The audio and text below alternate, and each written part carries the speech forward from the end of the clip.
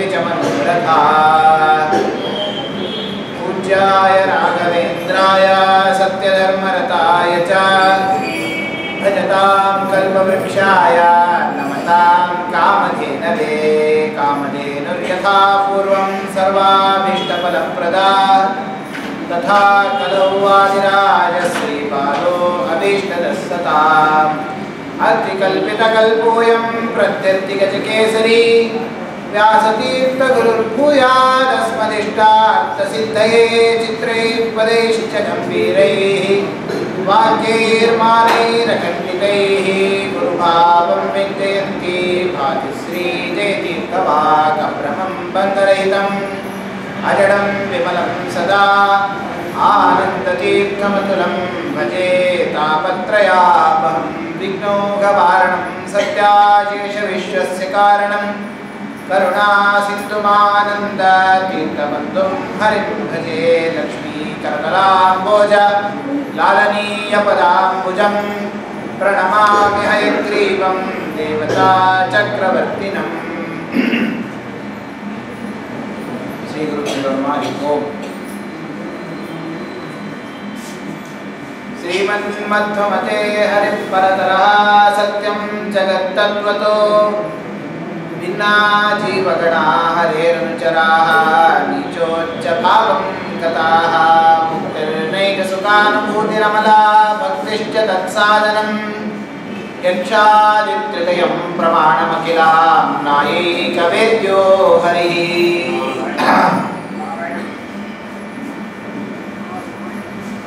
परम पूज्यराದ ಜಾಸ್ತೀಂದ್ರ ಶ್ರೀಮಚ್ಚನ್ನರಿಂದ ಮತ್ತು ಸಿದ್ಧಾಂತದ ನವರತ್ನದಂತೆ ಇರತಕ್ಕಂತಹ ಪ್ರಮೇಯಗಳನ್ನು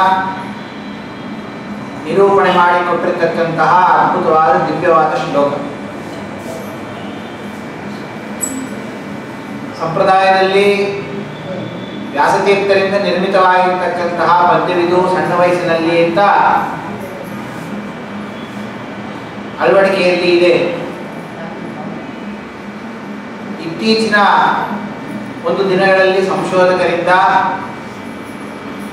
ಈ ಪದ್ಯವು ಶ್ರೀಪಾದರಾಜರಿಂದ ನಿರ್ಮಿತವಾಗಿರ್ತಕ್ಕಂತಹದ್ದು.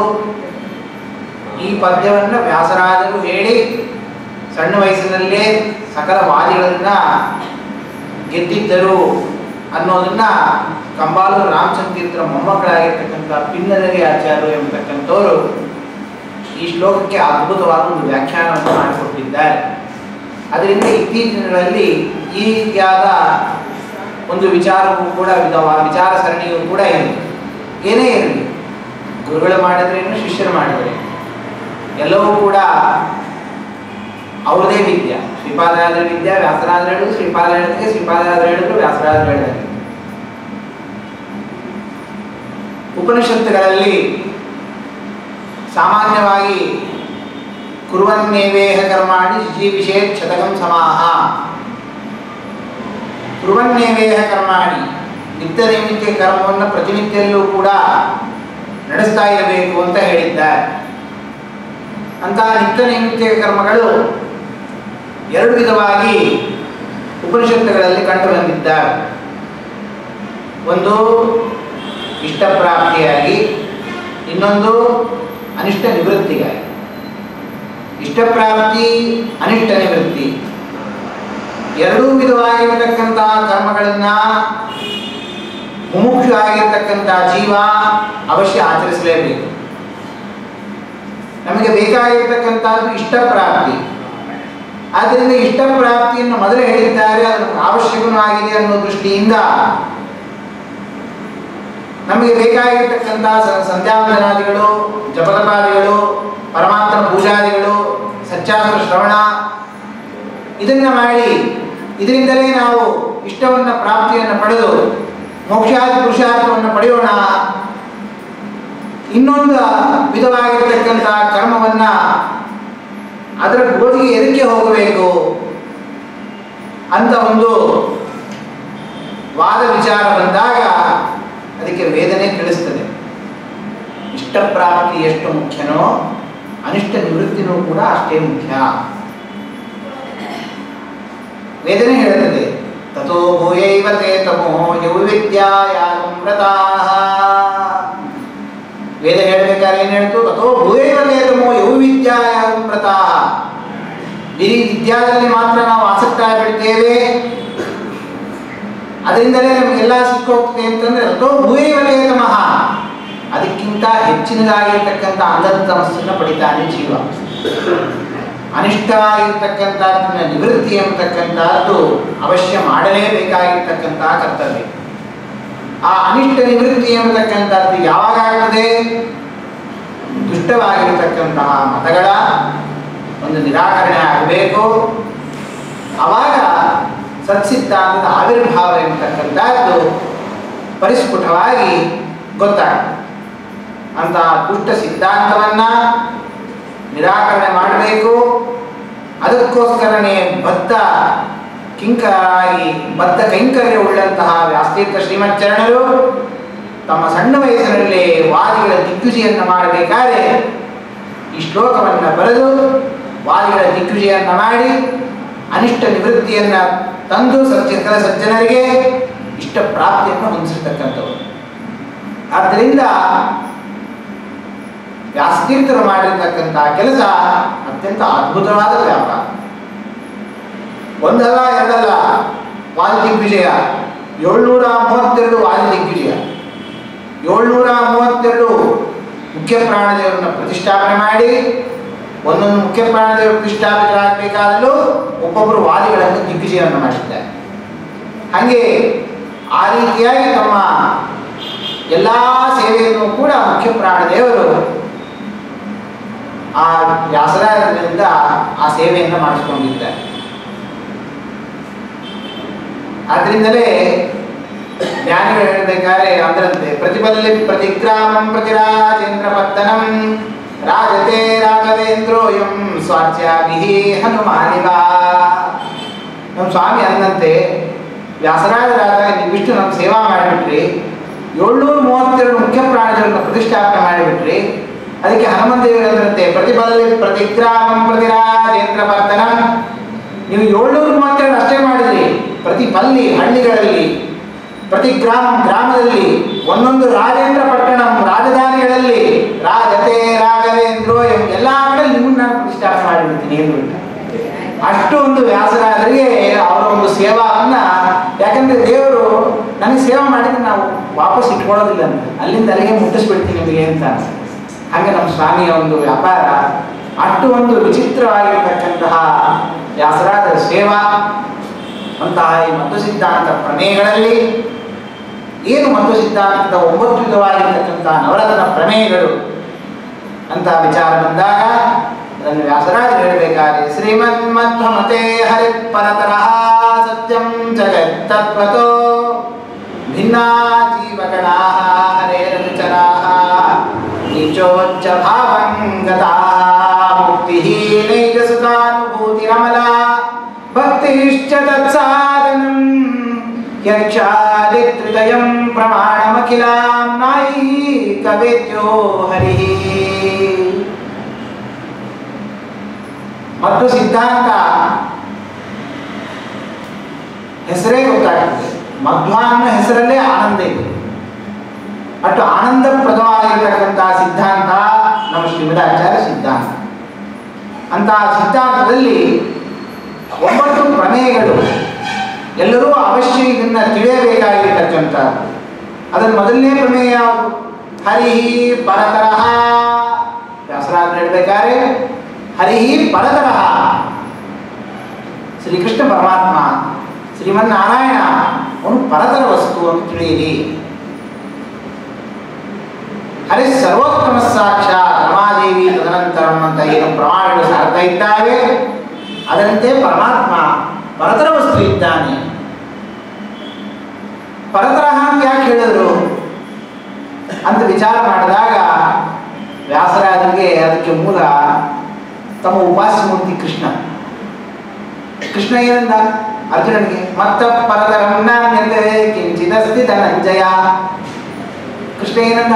ಮತ್ತ ಪರತರಂ ನಾನ್ಯತೆ, ಅವನು ಪರತರ ಶಬ್ದವನ್ನಿಟ್ಟ. ಅದನ್ನು ನೋಡಿ ವ್ಯಾಸರಾಜರು ಕೂಡ ಏನಂದ್ರು? ಹರೇ ಪರತರಃ.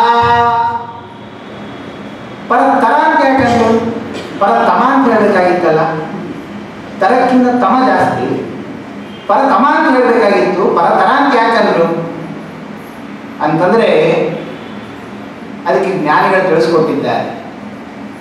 ಪರಮಾತ್ಮ ಪರತರ ಶಬ್ದವನ್ನು ಯಾಕಿಂತ ಅರ್ಜುನಿಗೆ ಹೇಳಬೇಕಾದ್ರೆ ಅಂತಂದ್ರೆ, ಮೂಲವಾಗಿರ್ತಕ್ಕಂಥ ಜೀವಗಳಿದ್ದಾರೆ ಅರ್ಜುನ. ಒಂದು ಅಪರ, ಇನ್ನೊಂದು ಪರ, ಇನ್ನೊಂದು ಪರತರ.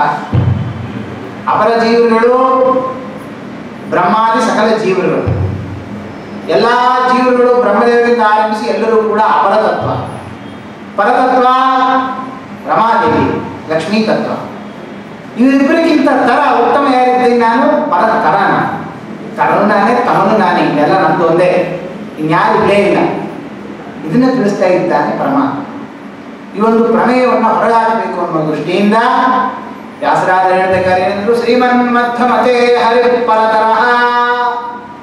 ಪರಮಾತ್ಮ ಪರತರನಿದ್ದಾನೆ, ಸರ್ವೋತ್ತಮ ವಸ್ತು ಇದ್ದಾನೆ ಅಂತ ಅವನ ಧ್ಯಾನವನ್ನು ಮಾಡಿ ಅವನ ತಿಳ್ಕೋಬೇಕಾದ್ರೆ ಪರತರ ವಸ್ತು ಅಂತ ಅವನ ತಿಳಿಯಿರಿ. ಅಥವಾ ಹರಿ ಪರತರಃ, ಪರ ತಾರಯತೀತಿ ಪರತರ. ಉತ್ಕೃಷ್ಟರಾಗಿರ್ತಕ್ಕಂಥ ಜೀವಗಳನ್ನ ತಾರಯತಿ ತ್ರಿಲವನ ತರಣೆಯೋ, ಅವ್ರನ್ನು ಉದ್ಧಾರವನ್ನು ಮಾಡಿದ್ದಾನೆ. ಅವರು ಬಂದಿರತಕ್ಕಂತಹ ಪಾಪಾದಿಗಳ ಸಂಚಯವನ್ನೆಲ್ಲವನ್ನು ನಾಶ ಮಾಡಿ ಅವ್ರಿಗೆ ಬೇಕಾಗಿರ್ತಕ್ಕಂತಹ ಇಷ್ಟ ಪ್ರಾಪ್ತಿಯನ್ನು ಕೊಟ್ಟು ಅನಿಷ್ಟ ನಿವೃತ್ತಿಯನ್ನು ಮಾಡಿ ಅವ್ರಿಗೆ ಮೋಕ್ಷಾದಿ ಪುರುಷಾರ್ಥವನ್ನು ಕೊಡ್ತಾನೆ. ಆದ್ದರಿಂದ ಅವರು ಪರತರ ಅಂತ ಕರೀತಾರೆ. ಬೇರೆ ಯಾವ ದೇವರಿದ್ದಾರೆ ಪರಮಾತ್ಮ ಬಿಟ್ಟು ಇಷ್ಟು ಅನುಗ್ರಹ ಮಾಡತಕ್ಕಂಥ ವಸ್ತು? ನಾವು ಮಾಡತಕ್ಕಂತಹ ಅವನಿಗೆ ಎಷ್ಟು ಅನಿಷ್ಟಗಳಿದ್ದಾವೋ, ಎಷ್ಟು ನಮ್ಮ ದೋಷ ಭೂಯಿತರಿದ್ದೇವೋ, ಅವನಿಗೆ ಎಷ್ಟು ಸತಿ ನಾವು ಬೈದಿದ್ದೇವೋ ಅದರಷ್ಟು ಲೆಕ್ಕ ಯಾರ್ಯಾರು ಇಲ್ಲ. ಅಷ್ಟಿದ್ರೂ ಕೂಡ ಪರಮಾತ್ಮ ಏನು ಮಾಡ್ತಾನೆ? ನಮ್ಮನ್ನ ಪರಾಂತ ಹಾರೈತಿ. ಓ, ನನ್ನ ಭಕ್ತರಿದ್ದಾರೆ, ಮುಖ್ಯ ಪ್ರಾಣದೇವರು ವಂಶದಲ್ಲಿ ಬಂದಿದ್ದಾರೆ, ಮತ್ತೊಮ್ಮೆ ಅದರಲ್ಲಿ ಅನ್ಯಾಯಗಳಾಗಿ ಬಂದಿದ್ದಾರೆ, ಹೆಂಗಾದ್ರೂ ಇರಲಿ, ಇವ್ರು ಪೂರ್ವದಲ್ಲಿ ಚಲೋ ಇದ್ರಲ್ಲ, ಇವ್ರನ್ನ ಉದ್ಧಾರ ಮಾಡ್ತೀನಿ ಅಂತ. ಆದ್ದರಿಂದ ಹಿಂಗೆ ಪರತರಹ ಅಂತ ಕರುಣಾಮೂರ್ತಿ ನಮ್ಮ ಪರಮಾತ್ಮ. ಹಿಂಗೆ ಶ್ರೀಮನ್ಮಧ್ವಮತೆ ಹರಿ ಪರತರಹ. ಇದು ಮೊದಲನೇ ತತ್ವ ಆಯಿತು ಅಂತಂದ್ರೆ, ಇನ್ನು ಎರಡನೇ ತತ್ವ, ಎರಡನೇ ನವರತ್ನ, ಎರಡನೇ ಪ್ರಮೇಯ ಸತ್ಯಂ ಜಗತ್ತತ್ವತಃ. ಇದು ಎರಡನೇ ಮುಖ್ಯವಾಗಿರ್ತಕ್ಕಂಥ ಪ್ರಮೇಯ. ಜಗತ್ತೇ ತತ್ವತಃ ಸತ್ಯಂ. ಜಗತ್ತು ಅಂತ ಏನು ಪದಾರ್ಥ ಇದೆ, ಆ ಜಗತ್ತು ಎಂಬತಕ್ಕಂಥದ್ದು ತತ್ವತಃ ಪಾರಮಾರ್ಥಿಕವಾಗಿ ಸತ್ಯಭೂತವಾದದ್ದು ಅಂತ ತಿಳಿಯಿರಿ. ಇದನ್ನ ಶ್ರೀಮದಾಚಾರ್ಯರು ತಮ್ಮ ಸಿದ್ಧಾಂತದಲ್ಲಿ ಮೊಟ್ಟ ಮೊದಲಿಗೆ ಜಗತ್ತಿನ ಸತ್ಯತ್ವವನ್ನು ವ್ಯವಸ್ಥಾಪನೆ ಮಾಡಿದ್ದಾರೆ. ವಿಮತಂ ಸತ್ಯಂ ಪ್ರಮಾಣ ದೃಷ್ಟತ್ವ ಘಟವತೆ. ವಿವಾದವಾಗಿರ್ತಕ್ಕಂಥ ಜಗತ್ತು ಸತ್ಯವಾಗಿದೆ, ಪ್ರಮಾಣ ದೃಷ್ಟತ್ವ, ಪ್ರತ್ಯಕ್ಷಾದಿ ಪ್ರಮಾಣಗಳಿಂದ ದೃಗ್ಗೋಚರ ಆಗ್ತಾ ಇರೋದ್ರಿಂದ ಹೆಂಗೆ ಘಟವತೆ ಮಡಿಕೆಯನ್ನು ನೋಡಿದಂತೆ. ಪರವಾದಿಗಳು ಏನು ಹೇಳ್ತಾರೆ? ಅದ್ವೈತಾದಿವಾದಿಗಳು ಸತ್ಯ ಮೂರ್ತರ ಇದೆ. ಒಂದು ಪ್ರಾತಿಭಾಸಿಕ ಸತ್ಯ, ಒಂದು ವ್ಯಾವಹಾರಿಕ ಸತ್ಯ, ಇನ್ನೊಂದು ಪಾರಮಾರ್ಥಿಕ ಸತ್ಯ. ಈ ರೀತಿಯಾದ ಮೂರ್ತರವಾದ ಸತ್ಯ ಪದಾರ್ಥ ಇದೆ. ಅದರಲ್ಲಿ ಪ್ರಾತಿಭಾಸಿಕ ಸತ್ಯ ಅಂದ್ರೆ ಯಾವುದು ಕರೀತಾರೆ? ರಜ್ಜುವಿನಲ್ಲಿ ಹಾವನ್ನು ನೋಡು, ಕಪ್ಪೆ ಚಿಪ್ಪಿನಲ್ಲಿ ಬೆಳ್ಳಿಯನ್ನು ನೋಡು. ಕಪ್ಪೆ ಚಿಪ್ಪಿ ನೋಡಿದ್ರೆ ಬೆಳ್ಳಿ ಅಂತ ಕಾಣುತ್ತೆ. ಬಿಸಿಲಲ್ಲಿ ಬರ್ತಾ ಇದ್ದಾಗ ದಾರಿಗೆ ಒಂದು ಹಗ್ಗ ಬಿದ್ದಿದ್ದನ್ನು ನೋಡಿ ಹಾವು ಅಂತ ತಿಳ್ಕೊತೇವೆ. ಹಾವು ಅಂತ ಕಾಣ್ತದೆ, ಹತ್ರ ಹೋಗಿ ನೋಡಿದಾಗ ಹಾವಿರೋದಿಲ್ಲ. ಪ್ರತಿಭಾಸ ಕಾಲದಲ್ಲಿ ಮಾತ್ರ ಸತ್ಯ, ನಮ್ಮ ತೋಟದಾಗ ಮಾತ್ರ ಸತ್ಯ ಆಗಿರುತ್ತೆ. ಆಮೇಲೆ ಏನಿರೋದಿಲ್ಲ, ಅಲ್ಲಿ ಹಾವಿಲ್ಲ, ಬೆಳ್ಳಿ ಇಲ್ಲ. ಇದನ್ನು ಪ್ರಾತಿಭಾಸಿಕ ಸತ್ಯ ಅಂತ ಹೇಳ್ತಾರೆ. ಅದೇ ರೀತಿಯಾಗಿ ವ್ಯಾವಹಾರಿಕ ಸತ್ಯ, ವ್ಯವಹಾರ ಕಾಲದಲ್ಲಿ ಮಾತ್ರ ಸತ್ಯ. ಅದು ವ್ಯವಹಾರ ಮಾಡಬೇಕಾದ್ರೆ ಅದಿದೆ, ವ್ಯವಹಾರ ಮುಗಿದ ಮೇಲೆ ಅದಿಲ್ಲ. ಹೀಗೆ ವ್ಯಾವಹಾರಿಕ ಸತ್ಯತ್ವ. ಇನ್ನೊಂದು ಪಾರಮಾರ್ಥಿಕ ಸತ್ಯ, ಪರಮಾರ್ಥತಃ ಸತ್ಯವಾಗಿರ್ತಕ್ಕಂಥದ್ದು. ಪರಮಾರ್ಥ ಸತ್ಯ ಪರಬ್ರಹ್ಮ ವಸ್ತು ಒಂದೇ, ಅದರಂತೆ ಸತ್ಯವಾಗಿದೆ ಜಗತ್ತು ಅಂತ ಹೇಳಬೇಕಾ? ಅದರಂತೆ ಸತ್ಯ ಅಲ್ಲ ಅಂತ ಪರಮಾರ್ಥಗಳು ಹೇಳ್ತಾರೆ. ಅದಕ್ಕೆ ವ್ಯಾಸರಾಜರಂದ್ರು ಇದು ಸರಿಯಲ್ಲ. ಪ್ರಮಾಣಗಳಿಂದ ಅನೇಕ ವಿಧವಾಗಿರ್ತಕ್ಕಂಥ ಪ್ರಮಾಣಗಳ ಪರಿಶೀಲನೆಯನ್ನು ನಾವು ಮಾಡಿದಾಗ ನಮಗೇನು ಕಾಣುತ್ತದೆ? ಜಗತ್ತೇ ತತ್ವತಃ ಸತ್ಯಂ. ಜಗತ್ತು ತಾತ್ವಿಕವಾಗೇ ಸತ್ಯವಾಗಿದೆ. ಪರಮಾತ್ಮ ಹೀಗೆ ಪಾರಮಾರ್ಥಿಕ ಸತ್ಯಭೂತನಾಗಿದ್ದಾನೋ ಅದರಂತೆ ಪಾರಮಾರ್ಥಿಕ ಸತ್ಯಭೂತವಾಗಿದೆ ಜಗತ್ತು. ಇದನ್ನ ನಾವು ಸರಿಯಾಗಿ ಅರ್ಥ ಮಾಡ್ಕೋಬೇಕು.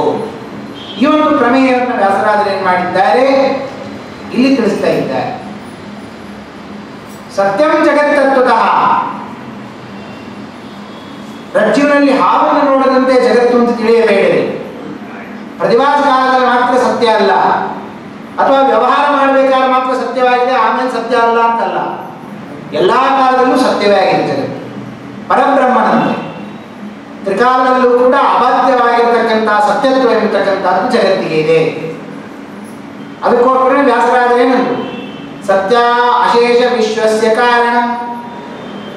ಸತ್ಯಭೂತವಾಗಿರ್ತಕ್ಕಂಥ ಅಶೇಷ ಜಗತ್ತಿಗೆ ಕಾರಣೀಭೂತನಾಗಿರ್ತಕ್ಕಂಥವನು ಪರಮಾತ್ಮ. ಇದೇ ದ್ವೈತಾದ್ವೈತವಾದಕ್ಕೆ ಉಪಸ್ಥಾಪಕವಾಗಿರ್ತಕ್ಕಂಥ ವಾಕ್ಯ.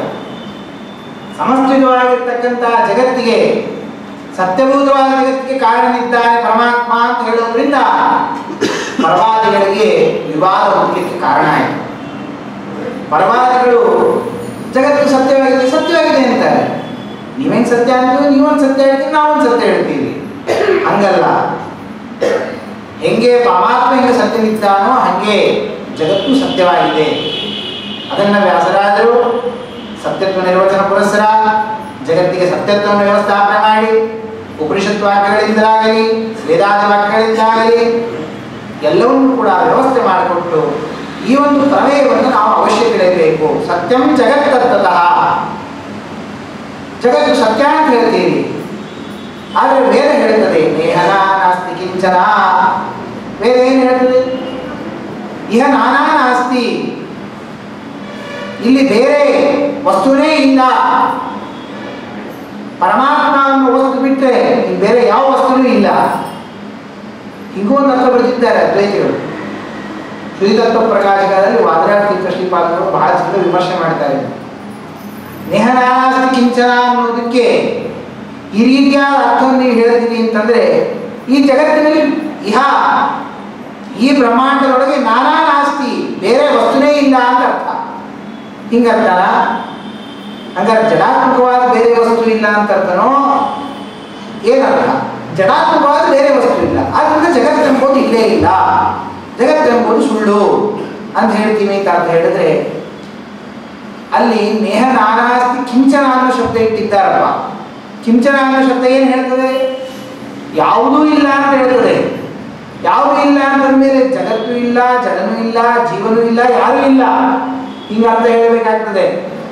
ಹಂಗೆ ಆಗಲಿ ಜೀವನ ಇಲ್ಲ, ಜಡನಿಲ್ಲ, ಯಾರು ಇಲ್ಲ ಅಂತಂದ್ರೆ ಅದಕ್ಕೆ ವಾದರಾಜರದವಾಗ ವಾದಿವಾ ಪ್ರತಿವಾದಿವಾ ವಕ್ತಾವೋ ವಾ ಭವೆತ್ತದ ಹಂಗೆ ಹೇಳ್ಬಿಟ್ಟು ಅಂತಂದ್ರೆ ವಾದಿ ಯಾರು, ಪ್ರತಿವಾದಿ ಯಾರು, ವಕ್ತ ಯಾರು, ಪ್ರತಿವಕ್ತ ಯಾರು, ನಿನ್ನ ಮತಕ್ಕೆ ಯಾರ್ಯಾರು ಇಲ್ಲ, ಜಗತ್ತಿನಲ್ಲಿ ಯಾರು ಇಲ್ಲಲ್ಲ. ಜಗತ್ತೇ ಇಲ್ಲ ಅಂದ್ಮೇಲೆ ಜಡನೂ ಇಲ್ಲ, ಜೀವನೂ ಇಲ್ಲ, ಯಾರೂ ಇಲ್ಲ. ಅದನ್ನ ಈ ರೀತಿ ಅರ್ಥ ಹೇಳೋದಲ್ಲ ವೇದಕ್ಕೆ. ಹಂಗಾರೆ ವೇದಕ್ಕೆ ಹಿಂಗೆ ಅರ್ಥ ಮಾಡಬೇಕು. ನೇಹ ನಾನಾಸ್ತಿ ಕಿಂಚನ ಅಂದ್ರೆ ಏನರ್ಥ? ಇಹ ಈ ಪರಮಾತ್ಮನ ರೂಪಗಳಲ್ಲಿ ನಾನಾ ನಾಸ್ತಿ, ಭೇದ ಇಲ್ಲ ಅಂತ ಅರ್ಥ. ನಾನಾ ಶಬ್ದಕ್ಕೆ ವಿನೈದ್ಯ ನಾನಾ ಎಂಬತಕ್ಕಂಥ ವ್ಯಾಕರಣ ಸೂತ್ರದಿಂದ ಭೇದ ಅನ್ನೋ ಅರ್ಥವನ್ನ ವ್ಯಾಕರಣ ಸಮ್ಮತವಾಗಿರತಕ್ಕಂಥ ಪರಮಾತ್ಮನ ರೂಪಗಳಲ್ಲಿ ಭೇದ ಇಲ್ಲ ಅಂತ ಅದಕ್ಕೆ ಅರ್ಥ ಹೇಳ್ತಾ ಇದೆ ವೇದಗಳು. ಅದು ನೀ ಹೇಳಿರ್ತಕ್ಕಂಥ ಅರ್ಥ ಇರತಕ್ಕಂಥದ್ದು ಅಲ್ಲ. ಮತ್ತು ಅಷ್ಟೇ ಅಲ್ಲ, ಶ್ರೀಮನ್ಮಧ್ವ ಮತೆ ಹರಿ ಪರತರಃ ಸತ್ಯಂ ಜಗತ್ತತ್ವತಃ ಭಿನ್ನಾ ಜೀವಗಣಾಃ. ಭಿನ್ನಾಃ ಜೀವಗಣಾಃ ಇಲ್ಲೂ ಹಚ್ಕೋಬೇಕು. ತತ್ವತೋ ಭಿನ್ನಾಃ ಜೀವಗಣಾಃ. ತಾತ್ವಿಕವಾಗಿ ಭೇದವುಳ್ಳವರಾಗಿದ್ದಾರೆ ಜೀವರುಗಳು. ಪ್ರತಿಯೊಬ್ಬ ಜೀವರಲ್ಲೂ ಕೂಡ ಭೇದ ಎಂಬತಕ್ಕಂಥದ್ದು ಇದೆ. ಇದು ಶ್ರೀಮದ್ ಆಚಾರ್ಯ ಸಿದ್ಧಾಂತದಲ್ಲಿ ನಿರೂಪಣೆ ಮಾಡಿಕೊಟ್ಟಿದ್ದಾರೆ. ಪಂಚವಿಧವಾಗಿರತಕ್ಕಂಥ ತಾರತಮ್ಯಗಳು, ತಾರತಮ್ಯ, ಜಗತ್ತಿನ ಸತ್ಯತ್ವ, ಜೀವರಲ್ಲಿ ಭೇದ, ಪಂಚವಿಧವಾಗಿರತಕ್ಕಂಥ ಭೇದಗಳು, ಜೀವರಲ್ಲಿ ಭೇದ, ಜಡದಲ್ಲಿ ಭೇದ, ಜಡ ಜೀವರಲ್ಲಿ ಭೇದ. ಈ ರೀತಿಯಾಗಿ ಜೀವ ಪರಮಾತ್ಮನಲ್ಲಿ ಭೇದ, ಇದನ್ನ ಆಂತರಿಕವಾಗಿರತಕ್ಕಂತಹ ಭೇದ ತತ್ವ ಎಂಬತಕ್ಕಂಥದ್ದೇನಿದೆ ಇದನ್ನು ನಾವು ಅವಶ್ಯ ಆಶ್ರಯಿಸಬೇಕು. ಇದನ್ನು ಆಶ್ರಯಿಸಿಕೊಂಡು ನಾವೇನು ಮಾಡಬೇಕು, ಜಗತ್ತಿನಲ್ಲಿ ಮತ್ತು ಸಿದ್ಧಾಂತದ ವ್ಯವಸ್ಥೆಯನ್ನು ತಿಳಿಯಬೇಕು. ಭಿನ್ನ ಜೀವಗಣ ಮತ್ತೆ ಅದ್ವೈತಿಗಳು ಹೇಳಿದಂತೆ ಜೀವ ಪರಮಾತ್ಮರಲ್ಲಿ ಐಕ್ಯ ಇದೆ ಎಂಬತಕ್ಕಂಥದ್ದಲ್ಲ. ಇದನ್ನ ನಾವು ಬರೀ ಹೇಳ್ತೀವಿ ಅಂತಷ್ಟೇ ಅಲ್ಲ, ಪ್ರಮಾಣಗಳಿದ್ದಾರೆ. ಇದಕ್ಕೆ ಪ್ರಮಾಣ ಏನು ಹೇಳ್ತಿದೆ? ವಾಸುಪರ್ಣ ಸಯುಜಾಸಕಾಯೋ ಸಮಾನಂ ವೃಕ್ಷಂ ಪರಿಶಶ್ವ ಜಾತೆ ತಯೋರನ್ಯಃ ಪಿಪ್ಪಲಂ ಸ್ವಾದ್ವರ್ತಿ ಅನಷ್ಟನ್ನನ್ಯಃ ಅಭಿಚಾಕಶೀತಿ. ಏನು ಹೇಳ್ತದೆ? ವಾಸುಪರ್ಣ ಸಯುಜಾಸಕಾಯೋ, ಒಂದೇ ವೃಕ್ಷ ಇದೆ, ಒಂದು ವೃಕ್ಷದಲ್ಲಿ ಎರಡು ಹಕ್ಕಿಗಳು ಕೂತಿದ್ದಾರೆ. ಸಮಾನ ವೃಕ್ಷಂ ಪರಿಶಶ್ವ ಜಾತೆ, ಒಂದೇ ವೃಕ್ಷವನ್ನು ಆನಂದಿಸಿಕೊಟ್ಟಿದ್ದಾರೆ. ಆದರೆ ಎರಡು ವೃಕ್ಷಗಳಲ್ಲಿ ತಯೋರನ್ಯ ಪಿಪ್ಪಲಂ ಸ್ವಾದ್ವರ್ತಿ, ಆ ಪಿಪ್ಪಲ ವೃಕ್ಷದಲ್ಲಿ ಆ ಪಿಪ್ಪಲದ ಹಣ್ಣನ್ನ ಒಬ್ಬ ಊಟ ಮಾಡ್ತಾ ಇದ್ದಾನೆ. ಅನಷ್ಟನ್ನನ್ಯ, ಇನ್ನೊಬ್ಬ ತಿಂತಾ ಇಲ್ಲ. ಊಟ ಮಾಡೋನು ಕೂಗ್ತಾ ಇದ್ದಾನೆ, ತಿಂತಾ ಇರೋನು ತಿಂದೇ ಇಲ್ಲೇ ಇರೋನು ಅಭಿಚಾಕಶೀತಿ, ಅವನ ಅಭಿವೃದ್ಧಿಯನ್ನು ಹೊಂದ್ತಾ ಇದ್ದಾನೆ. ಅಂದರೆ ಈ ದೇಹ ಎಂಬತಕ್ಕಂಥ ವೃಕ್ಷದೊಳಗೆ ಜೀವ ಪರಮಾತ್ಮರು ಅಂತ ಇಬ್ಬರು ನಮ್ಮ ದೇಹದೊಳಗೆ ಇದ್ದಾರೆ. ಆ ಜೀವ ಪರಮಾತ್ಮರಿಗೆ ಜೀವ ಎಂಬತಕ್ಕಂಥವನು ಪ್ರತಿನಿತ್ಯನೂ ಇಲ್ಲಿ ಗುಂಜಿಸ್ತಾ ಇದ್ದರೂ ಕೂಡ ಅವನು ತಯೋರನ್ಯ ಪಿಪ್ಪಲಂ ಸ್ವಾದ್ವರ್ತಿ ಅನಷ್ಟನ್ನನ್ಯ ಅಭಿಚಾಕಶೀತಿ, ಪರಮಾತ್ಮ ಅವರು ನಿತ್ಯಾನಂದ ಸುಖಪ್ರದನಾಗಿದ್ದಾನೆ. ಇವನಿಲ್ಲೇ ಊಟ ಮಾಡ್ತಿದ್ರು ಕೂಡ ಈ ದುಃಖಾದಿಗಳನ್ನು ಅನುಭವಿಸ್ತಾ ಇದ್ದಾನೆ.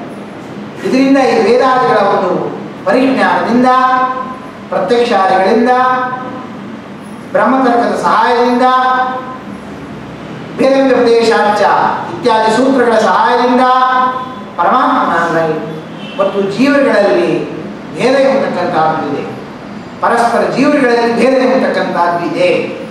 ಇದನ್ನು ನಾವು ಸರಿಯಾಗಿ ತಿಳಿಯಬೇಕು. ಅದನ್ನು ವ್ಯಾಸರಾಗಿ ತಿಳಿಸಿಕೊಟ್ಟು ಅನಂತರದಲ್ಲಿ ಈ ಮೂರು ಪ್ರಮೇಯಗಳ ಅನಂತರದಲ್ಲಿ ಹರೇರಂಚರಾಹ ನೀಚೋಚ್ಚ ಭಾವಂಗತಾಹ, ಹರೇ ಅಂಚರಾಹ, ಎಲ್ಲರೂ ಕೂಡ ಪರಮಾತ್ಮನನ್ನು ಅನುಸರಿಸಿಕೊಂಡು ಇರ್ತಕ್ಕಂಥವರು. ಅನುಚರಂತೀತಿ ಅನುಚರಾಹ ಚರಗತಿ ಭಕ್ಷಣಯೋ, ಪರಮಾತ್ಮನನ್ನು ಅನುಸರಿಸಿ ಎಲ್ಲ ಜೀವರುಗಳು ಇದ್ದಾರೆ. ಪ್ರತಿಯೊಂದು ವಿಚಾರದಲ್ಲೂ ಕೂಡ ಎಲ್ಲರೂ ಕೂಡ ಪರಮಾತ್ಮನ ಅನುಸರಿಸೇ ಎಲ್ಲರೂ ನಡೆಯತಕ್ಕಂಥವರು. ಅಥವಾ ಹರೇಹೇ ಅನುಚರಾಹ, ಅನುಚರಂತೀತಿ ಅನುಚರಾಹ ಚರಗತಿ ಭಕ್ಷಣಯೋ, ಏ ಗತ್ಯರ್ಥಕಾಹ ತೇತೆ ಜ್ಞಾನಾರ್ಥಕಾಹ, ಪರಮಾತ್ಮನನ್ನು ಅನುಸರಿಸಿಯೇ ಸಮರ್ಪಿತವಾಗಿರ್ತಕ್ಕಂಥ ಜ್ಞಾನವನ್ನು ಉಳ್ಳವರಾಗಿದ್ದಾರೆ ಎಲ್ಲ ಜೀವರುಗಳು. ಪರಮಾತ್ಮ ತತ್ವಜ್ಞಾನ ಕೊಟ್ಟ ಅಂತಂದ್ರೆ ನಮಗೆಲ್ಲ ತತ್ವಜ್ಞಾನ. ಪರಮಾತ್ಮ ತತ್ವಜ್ಞಾನ ಕೊಡಲಿಲ್ಲ ಅಂತಂದ್ರೆ ನಮಗೆ ತತ್ವಜ್ಞಾನ ಇಲ್ಲ. ಆದ್ದರಿಂದ ಪರಮಾತ್ಮ ತಾನು ಕರುಣಾಳವಾಗಿ ಸಕಲ ಜೀವರುಗಳಿಗೆ ತತ್ವಜ್ಞಾನವನ್ನು ಕೊಟ್ಟು ಉದ್ಧಾರ ಮಾಡಬೇಕು ಅನ್ನೋ ದೃಷ್ಟಿಯಿಂದ ಏನು ಮನಸ್ಸನ್ನು ತೋರಿಸಿದಲ್ಲ, ಇದು ದೊಡ್ಡ ಪ್ರಮೇಯ. ಇದನ್ನು ನಾವು ತಿಳ್ಕೋಬೇಕು. ಅಥವಾ ಹರೇಹ ಅನುಚರ ಚರಗತಿ ಭಕ್ಷಣಯೋ, ಭಕ್ಷಣ ರೂಪ. ಭಕ್ಷಣ ಅಂತಂದ್ರೆ ಏನಂತ? ನಾಶ ಅಂತ. ಪರಮಾತ್ಮನಿಂದಲೇ ಎಲ್ಲರೂ ಕೂಡ ನಾಶವನ್ನು ಹೊಂದತಕ್ಕಂಥವ್ರು. ಪರಮಾತ್ಮ ಸೃಷ್ಟಿ ಹೆಂಗೆ ಮಾಡ್ತಾನೋ ನಾಶವನ್ನು ಮಾಡತಕ್ಕಂಥ ವಸ್ತು ಯಾರಾಗಿದ್ದಾನೆ? ಪರಮಾತ್ಮನೇ ಆಗಿದ್ದಾನೆ. ಈ ರೀತಿಯಾದ ಪ್ರಮೇಯವನ್ನು ನಾವೇನು ಮಾಡಬೇಕು? ಇಲ್ಲಿ ನಾವು ಮನನ ಮಾಡಬೇಕು. ಮತ್ತು ಅಷ್ಟೇ ಅಲ್ಲ, ಜೀವರುಗಳು ಪರಮಾತ್ಮ ಅನುಸರಿಸಿದ್ದಾರೆ ಅಂತ ಹಂಗಾರೆ ಪರಮಾತ್ಮಗೆ ಇವಾಗ ಅನುಸರಿಸ್ತಾ ಇದ್ದಾರೆ, ಆಮೇಲೆ ಒಂದೇ ಆಗ್ತಾರೆ ಅಂತ ಅದ್ವೈತವಾದಿಗಳು ಹೇಳ್ತಾರೆ. ಅದಕ್ಕೆ ವ್ಯಾಸರಾಜರು ನೀಚೋಚ್ಚ ಭಾವಂಗತಾಃ, ನೀಚೋಚ್ಚ ಭಾವಂಗತಾಃ, ನೀಚ ಉಚ್ಚ ಏತದ್ ಭಾವವನ್ನು ಹೊಂದಿದ್ದಾರೆ. ಕೆಲವರು ನೀಚರಾಗಿದ್ದಾರೆ, ಕೆಲವರು ಉಚ್ಚ ಭಾವಂಗತಾಃ. ನೀಚೋಚ್ಚ ಭಾವಂಗತಾಃ ಅಂದರೆ ಮೂರು ಥರ ಸಮಾಸ. ನೀಚ ಭಾವಂಗತಾಃ, ಉಚ್ಚ ಭಾವಂಗತಾಃ, ನೀಚೋಚ್ಚ ಭಾವಂಗತಾಃ. ಮೂರು ಥರ ವಿಧವಾದ ಸಮಾಸ, ಮೂರು ಥರ ವಿಧವಾದ. ಹೆಂಗೆ ನಿತ್ಯಾನಿತ್ಯತೆಯ ಚೈವ ಅಂತ ಶ್ರೀಮದಾಚಾರ್ಯ ಹಿಂಗೆ ತಿಳಿಸ್ಕೊಟ್ಟಿದ್ದಾರೆ ತತ್ವಸಂಖ್ಯಾನದಲ್ಲಿ. ಹಂಗೆ ತತ್ವಸಂಖ್ಯಾನದಲ್ಲಿ ನಿತ್ಯಾನಿತ್ಯತೆಯ ಚೈವ ಅಂತ ಹೇಳಬೇಕಾದ್ರೆ ನಿತ್ಯತ್ವೇನ ಅನಿತ್ಯತ್ವೇನ ನಿತ್ಯಾನಿತ್ಯತ್ವೇನ ಮೂರು ಅರ್ಥವನ್ನು ಹೀಗೆ ಮಾಡಿದ್ದಾರೋ ಹಂಗೆ ಇಲ್ಲೂ ಕೂಡ ನೀಚೋಚ್ಚ ಭಾವಂಗತ ಅಂತ ನಾವು ನೋಡಿದಾಗ ನೀಚ ಭಾವಂಗತ ಯಾರು ಪರಮಾತ್ಮನ ಮಾರ್ಗವನ್ನು ಅನುಸರಿಸಿ ಇಲ್ಲದೇ ಇರೋದಿಲ್ವೋ, ಪರಮಾತ್ಮನ ತತ್ವಜ್ಞಾನವನ್ನು ಯಾರು ಪಡೆಯೋದಿಲ್ಲವೋ, ಪರಮಾತ್ಮನಿಗೆ ವಿರುದ್ಧವಾಗಿ ಯಾರಿರ್ತಾರೋ ಅಂತ ದೈತ್ಯರಕ್ಷ ಪಿಶಾಚಕ ಮನುಷ್ಯಾತ್ಮಾಹ ಇವರೆಲ್ಲರೂ ಕೂಡ ಏನಾಗ್ಬಿಡ್ತಾರೆ ನೀಚ ಭಾವಂಗತ. ನೀಚ ಭಾವ ಅಂತಂದ್ರೆ ಏನು? ಅದಂತ ತಪಸ್ಸನ್ನು ಹೊಂದುತ್ತಾರೆ.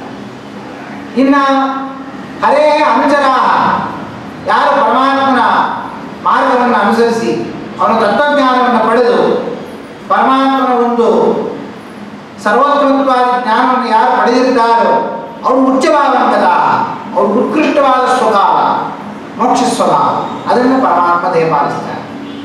ಇನ್ನು ಮಿಶ್ರಜೀವಿಗಳು, ಆ ಮಿಶ್ರಜೀವಿಗಳು ನೀಚಂಚ ಭಾವಂಗತ, ನೀಚಭಾವ ಉಚ್ಚಭಾವ ಇದಕ್ಕೆ ಸಮಾನವಾಗಿರ್ತಕ್ಕಂತಹ ಸಾಂಸಾರಿಕ ಜೀವ ಇರತಕ್ಕಂತಹದ್ದು ಅದನ್ನು ಹೊಂದತಕ್ಕಂಥವರಾಗ್ತಾರೆ. ಇದರಿಂದ ಈ ರೀತಿಯಾದ ಜೀವನಲ್ಲಿ ತ್ರೈವಿಧ್ಯ ಎಂಬತಕ್ಕಂಥದ್ದು ಇದೆ. ಜೀವನ ತ್ರೈವಿಧ್ಯ ಭಾವ ಎಂಬತಕ್ಕಂಥದ್ದು ಪರಮಾತ್ಮ ಇದನ್ನು ತಿಳಿಸಿಕೊಟ್ಟಿದ್ದಾನೆ. ಕೆಲವರು ಮೋಕ್ಷ ಸ್ವರೂಪರಾದ ಜೀವಿಗಳು, ಕೆಲವರು ಅಂಧಂತಮಸ್ಸನ್ನು ಹೊಂದತಕ್ಕಂತಹ ಜೀವಗಳು, ಕೆಲವರು ಸಾಂಸಾರಿಕ ಜೀವಗಳು ಅಂತ ನಿತ್ಯ ಸಂಸಾರಿಗಳು ಅನಿಸ್ಕೊಂಡಿರ್ತಕ್ಕಂತಹ ಜೀವಗಳು. ಈ ರೀತಿಯಾಗಿರ್ತಕ್ಕಂತಹ ಜೀವತ್ರೈವಿಧ್ಯ ಸ್ವಭಾವ ಎಂಬತಕ್ಕಂಥದ್ದೇನಿದೆ ಇದನ್ನ ನಮ್ಮ ಸಿದ್ಧಾಂತದಲ್ಲಿ ಇದು ಒಂದು ತತ್ವ, ಇದನ್ನು ನಾವು ಅರ್ಥ ಮಾಡ್ಕೋಬೇಕು ಅನ್ನೋದು ವ್ಯಾಸರಾಯರು ಈ ಪ್ರಮೇಯವನ್ನು ತಿಳಿಸ್ಕೊಡ್ತಾ ಇದ್ದಾರೆ. ಅನಂತರದಲ್ಲಿ ಇಂತಹ ನೀಚೋಚ್ಚವವನ್ನು ಹೊಂದುತ್ತಾರೆ ಜೀವಗಳು ಅಂತಂದ್ರಲ್ಲ, ಆ ನೀಚೋಚ್ಚವ ಉಚ್ಚಭಾವ ಅಂತಂದ್ರೆ ಏನು? ಮುಕ್ತಿ ನೈಜ ಸುಖಾನುಭೂತಿ, ಆ ಉಚ್ಚ ಸ್ವಭಾವಕ್ಕೆ ಮುಕ್ತಿ ಮೋಕ್ಷ ಅಂತ ಕರೀತಾರೆ ಜ್ಞಾನಿಗಳು. ಆ ಮೋಕ್ಷ ಅಂದ್ರೆ ಏನು? ಮುಕ್ತಿ ಅಂತಂದ್ರೆ ಏನು? ನೈಜ ಸುಖಾನುಭೂತಿ. ನೈಜ ಸುಖಾನುಭೂತಿ, ನೈಜ ತಮ್ಮ ಸ್ವಾಭಾವಿಕವಾಗಿರ್ತಕ್ಕಂತಹ ಸುಖದ ಅನುಭೂತಿ ಅನುಭೋಗ ಅಂತೇನಿದೆಯಲ್ಲ ಇದಕ್ಕೆ ಮೋಕ್ಷ ಅಂತ ಕರೀತಾರೆ. ತಮ್ಮ ಸ್ವರೂಪಭೂತವಾಗಿರ್ತಕ್ಕಂಥ ಆನಂದದ ಅನುಭವಕ್ಕೆ ಮೋಕ್ಷ. ಇದು ನಮ್ಮ ಮತ್ತು ಸಿದ್ಧಾಂತದಲ್ಲಿ ಇದನ್ನ ಮೋಕ್ಷ ಅಂತ ಕರೀತಾರೆ. ಬೇರೆ ಯಾವುದಕ್ಕೂ ಮೋಕ್ಷ ಅಂತ ಕರೆಯೋದಿಲ್ಲ. ಒಬ್ಬೊಬ್ಬರು ಒಂದೊಂದಕ್ಕೆ ಮೋಕ್ಷ ಅಂತ ಕರೆದಿದ್ದಾರೆ. ಕೆಲವರು ಅಪನ್ನವನೇ ಮೋಕ್ಷ ಅಂತ ಬೌದ್ಧಾಡಿಗಳು, ಇನ್ನು ಕೆಲವರು ಪರಬ್ರಹ್ಮ ಸ್ವಭಾವನೇ ಮೋಕ್ಷ ಅಂತ ಅಂದ್ಬಿಟ್ರು, ಇನ್ನು ಕೆಲವರು ಯಾವುದೂ ಅಲ್ಲ ಜೈನಾದಿಗಳು ಅವರೊಂಥರ ಮೋಕ್ಷ ಅಂತಂದ್ರು, ಶೈವಾದಿಗಳು ಅವರೆಲ್ಲರೂ ಕೂಡ ಶಿವನ ಸಾರೂಪ್ಯವನ್ನು ಮೋಕ್ಷ ಅಂತಂದ್ರು. ಇದು ಯಾವ್ದು ಮೋಕ್ಷ ಸ್ವರೂಪ ಅಲ್ಲ. ಮೋಕ್ಷ ಶಬ್ದಾರ್ಥೇನು? ಮುಕ್ತಿ ನೈಜ ಸುಖಾನುಭೂತಿ, ತನ್ನ ಸ್ವರೂಪಭೂತವಾಗಿರ್ತಕ್ಕಂತಹ ಸುಖದ ಅನುಭವಕ್ಕೆ ಮೋಕ್ಷ ಅಂತ ಕರೀತಾರೆ. ಮೋಕ್ಷದಲ್ಲಿ ಎರಡು ಥರ ಇದೆ. ಪರಮಾತ್ಮ ಒಬ್ಬೊಬ್ಬರಿಗೆ ಒಂದೊಂದರ ಮೋಕ್ಷವನ್ನು ಹೊಂದಿಸ್ತಾನೆ. ಸಜ್ಜೀವರಿಗೆ ಸ್ವರೂಪಭೂತವಾಗಿರ್ತಕ್ಕಂತಹ ಸುಖದ ಅನುಭವವನ್ನು ಕೊಡ್ತಾನೆ. ಇನ್ನು ದುಷ್ಟ ಜೀವಗಳು ದೈತ್ಯರಕ್ಷ ಪಿಶಾಚಾರಿಗಳೇನಿದ್ದಾರೆ ಅವ್ರಿಗೂ ಮುಕ್ತಿ ಕೊಡ್ತಾನೆ. ಅವ್ರಿಗೂ ಎಂಥ ಮುಕ್ತಿ ಕೊಡ್ತಾನೆ? ನೈಜ ಸುಖ ಅನುಭೂತಿ. ನಾ ಏದ್ರ ಕಂಪನಿ ಅನ್ನೋದ ಅಲ್ಗಾಡತಕ್ಕಂತಹ ಸುಖ, ನಾ ಏದ್ರ ಸುಖ ಅನುಭೂತಿ. ಅಲ್ಗಾಡತಕ್ಕಂತಹ ಸುಖದಿಂದ ವಿರುದ್ಧವಾಗಿರ್ತಕ್ಕಂಥದ್ದು ದುಃಖ, ಅದರ ಅನುಭವವೇ ಅವರಿಗೆ ಮೋಕ್ಷ. ದೈತ್ಯರಕ್ಷ ಪಿಶಾಚಾರಿಗಳಿಗೂ ಕೂಡ ಎಂಥ ಮೋಕ್ಷವನ್ನು ಕೊಡ್ತಾನೆ? ದುಃಖ ಪ್ರಾಪ್ತಿ ರೂಪವಾಗಿರ್ತಕ್ಕಂಥ ಮೋಕ್ಷವನ್ನು ಅವರಿಗೆ ಹೊಂದಿಸ್ತಾನೆ ಪರಮಾತ್ಮ. ಆದ್ದರಿಂದ ದೈತ್ಯರಕ್ಷ ಪಿಶಾಚಾರಿಗಳು ಕೂಡ ಅವ್ರಿಗೂ ಮೋಕ್ಷ ಅಂತಂದ್ರೆ ದುಃಖ ಪ್ರಾಪ್ತಿನೇ ಮೋಕ್ಷ. ಈ ರೀತಿಯಾಗಿ ನಾವು ಅರ್ಥ ಮಾಡ್ಕೋಬೇಕು. ಇಂತಹ ಮೋಕ್ಷ ಎಂಬತಕ್ಕಂಥದ್ದು ಸಿದ್ಧ ಆಗ್ಬೇಕಾದ್ರೆ ಯಾವುದು ಬೇಕು? ಅಮಲ ಭಕ್ತಿಶ್ಚ ತತ್ಸಾಧನಂ. ಅಮಲಾ ಭಕ್ತಿ, ನಿರ್ಮಲವಾಗಿರ್ತಕ್ಕಂಥ ಭಕ್ತಿ ಎಂಬತಕ್ಕಂಥದ್ದು ಇರಬೇಕು. ಅಮಲಾ ಭಕ್ತಿಶ್ಚ ತತ್ಸಾಧನ. ವ್ಯಾಸರಾಜರು ಹೇಳ್ಬೇಕಾದ್ರೆ ಅಮಲಾ ಭಕ್ತಿ ನವಿದ್ಯತೆ ಮಲಂ ಯಸ್ಯಾಸ ಅಮಲ. ಅಮಲವಾದ ಭಕ್ತಿ ಇರಬೇಕು. ಅಮಲವಾದ ಭಕ್ತಿ ಅಂತಂದ್ರೆ ಯಾವುದೋ ಒಂದು ಮಲ ಇದೆ ಜೀವನದಲ್ಲಿ. ಮಲ ಅಂದ್ರೆ ದೋಷ. ಯಾವುದು ಮಲ ಇದೆ? ಸಗುಣಾಚ್ಛಾದಿಕ ಏಕ ಪರಮಾಚ್ಛಾದಿಕ ಪರ.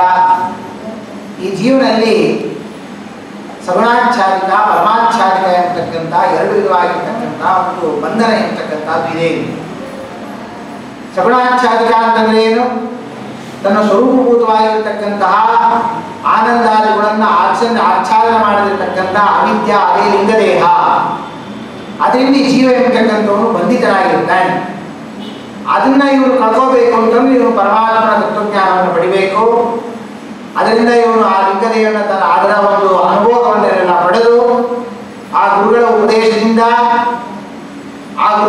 ಪಡೆದ ಮೇಲೆ ಮುಖ್ಯ ಪ್ರಾಣದೇವರ ಉಪದೇಶದಿಂದ, ಬ್ರಹ್ಮದೇವರ ಉಪದೇಶದಿಂದ ಲಿಂಗದೇವನ ಭಂಗವನ್ನು ಮಾಡ್ಕೋಬೇಕು.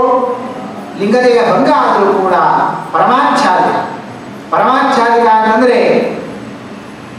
ಇವೆಲ್ಲ ಸಗುಣಾಚ್ಛಾದಿಕವಾದ ನಾಶ ಆದರೂ ಕೂಡ ಆ ಪರಮಾತ್ಮನ ಒಂದು ಇಚ್ಛಾ ಅಂತ ಏನಿದೆಯಲ್ಲ ಅದು ಪರಮಾಚ್ಛಾದಿಕ ಅಂತ ಕರೀತಾರೆ. ಪರಮಾತ್ಮನ ಇಚ್ಛಾರೂಪವಾಗಿರ್ತಕ್ಕಂಥ ಇನ್ನೊಂದು ಬಂದರೆ ಏನಿದೆ ಅದನ್ನು ಪರಮಾತ್ಮ ಅಪಸರಣ ಮಾಡ್ತಾನೆ. ಅನಂತ ಜೀವರಾಶಿಗಳು ಅನಂತರಾಗಿರ್ತಕ್ಕಂತಹ ಇಚ್ಛಾಗಳಿದ್ದಾವೆ ಪರಮಾತ್ಮನಿಗೆ. ಇವನ ಇಚ್ಛಾವನ್ನು ತೆಗಿತಾನೆ, ತನ್ನ ಇಚ್ಛಾ ಇನ್ನೊಬ್ರಿಗೆ ಹಾಕ್ತಾನೆ. ಇದನ್ನು ಪರಮಾಚ್ಛಾದಿಕ ಅಂತ ಕರೀತಾರೆ. ಇವೆರಡೂ ಮಲಗಳಿಂದ ರಹಿತವಾಗಿರ್ತಕ್ಕಂತಹ ಇವೆರಡೂ ಕಳ್ಕೋಬೇಕು ಈ ಜೀವ. ಅದನ್ನ ಕಳ್ಕೊಂಡಾಗ ಅಮಲ ಭಕ್ತಿ, ಆಗ ನಿರ್ಮಲವಾಗಿರ್ತಕ್ಕಂಥ ಭಕ್ತಿ ಅಂತಕ್ಕಂಥದ್ದು ಬರುತ್ತೆ. ಭಕ್ತಿ ಶಬ್ದ ಏನು? ಭಕ್ತಿ ಅಂದ್ರೆ ಏನು? ಟೀಕಾಕೃತ ತಿಳಿಸ್ಕೊಟ್ಟಿದ್ದಾರೆ. ಭಕ್ತಿ ಅಂದ್ರೆ ಯಾವುದು ಕರೀತಾರೆ? ಸಾಚ ಪರಮೇಶ್ವರ ಭಕ್ತಿ ಅಂತ. ಪರಮೇಶ್ವರ ಭಕ್ತಿ ಅಂದ್ರೆ ಬೇರೆ ಯಾವುದು ಅಲ್ಲ. ಅನಂತ ಕಲ್ಯಾಣ ಗುಣತ್ವ ಜ್ಞಾನಪೂರ್ವಕ ಸ್ವಾತ್ಮಾತ್ಮೀಯ ಸಮಸ್ತ ವಸ್ತುಭ್ಯೋ ನಿರವಧಿಕ ಗುಣಾಧಿಕ ಅಂತರಾಯ ಸಹಸ್ರೇಣ ಪ್ರತಿಬದ್ಧ ಪ್ರೇಮ ಪ್ರವಾಹ. ಮಹಾತ್ಮ ಜ್ಞಾನಪೂರ್ವಕವಾಗಿರಬೇಕು. ಪರಮಾತ್ಮನಲ್ಲಿ ಮಹಾತ್ಮ ಜ್ಞಾನಪೂರ್ವಕವಾಗಿ ಪರಮಾತ್ಮ ಸರ್ವೋತ್ತಮನಿದ್ದಾನೆ. ಪರಮಾತ್ಮ ಸಕಲವಾಗಿರ್ತಕ್ಕಂಥ ಜೀವಗಳನ್ನು ಸೃಷ್ಟಿ ಮಾಡ್ತಾನೆ. ಈ ರೀತಿಯಾಗಿರ್ತಕ್ಕಂತಹ ಪರಮಾತ್ಮ ಮಹತ್ವಪೂರ್ವಕವಾಗಿರ್ತಕ್ಕಂತಹ, ಮತ್ತಷ್ಟೇ ಅಲ್ಲ, ಹೆಂಗಿರ್ಬೇಕು ಆ ಭಕ್ತಿ ಅಂತಕ್ಕಂಥದ್ದು. ನಾವು ಭಕ್ತಿ ಅಂತ ನಾವೇನೋ ತಿಳ್ಕೊಂಡ್ಬಿಟ್ಟಿರ್ತೀವಿ.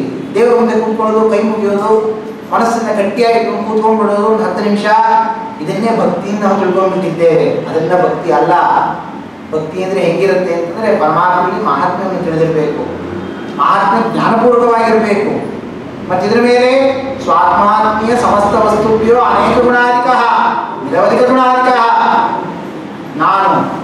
ನನ್ನದು ಪೂಜಾ ಮಾಡ್ತಿರ್ತೀವಿ, ಭಕ್ತಿಯನ್ನು ನಡೆಸ್ತಿರ್ತೇವೆ.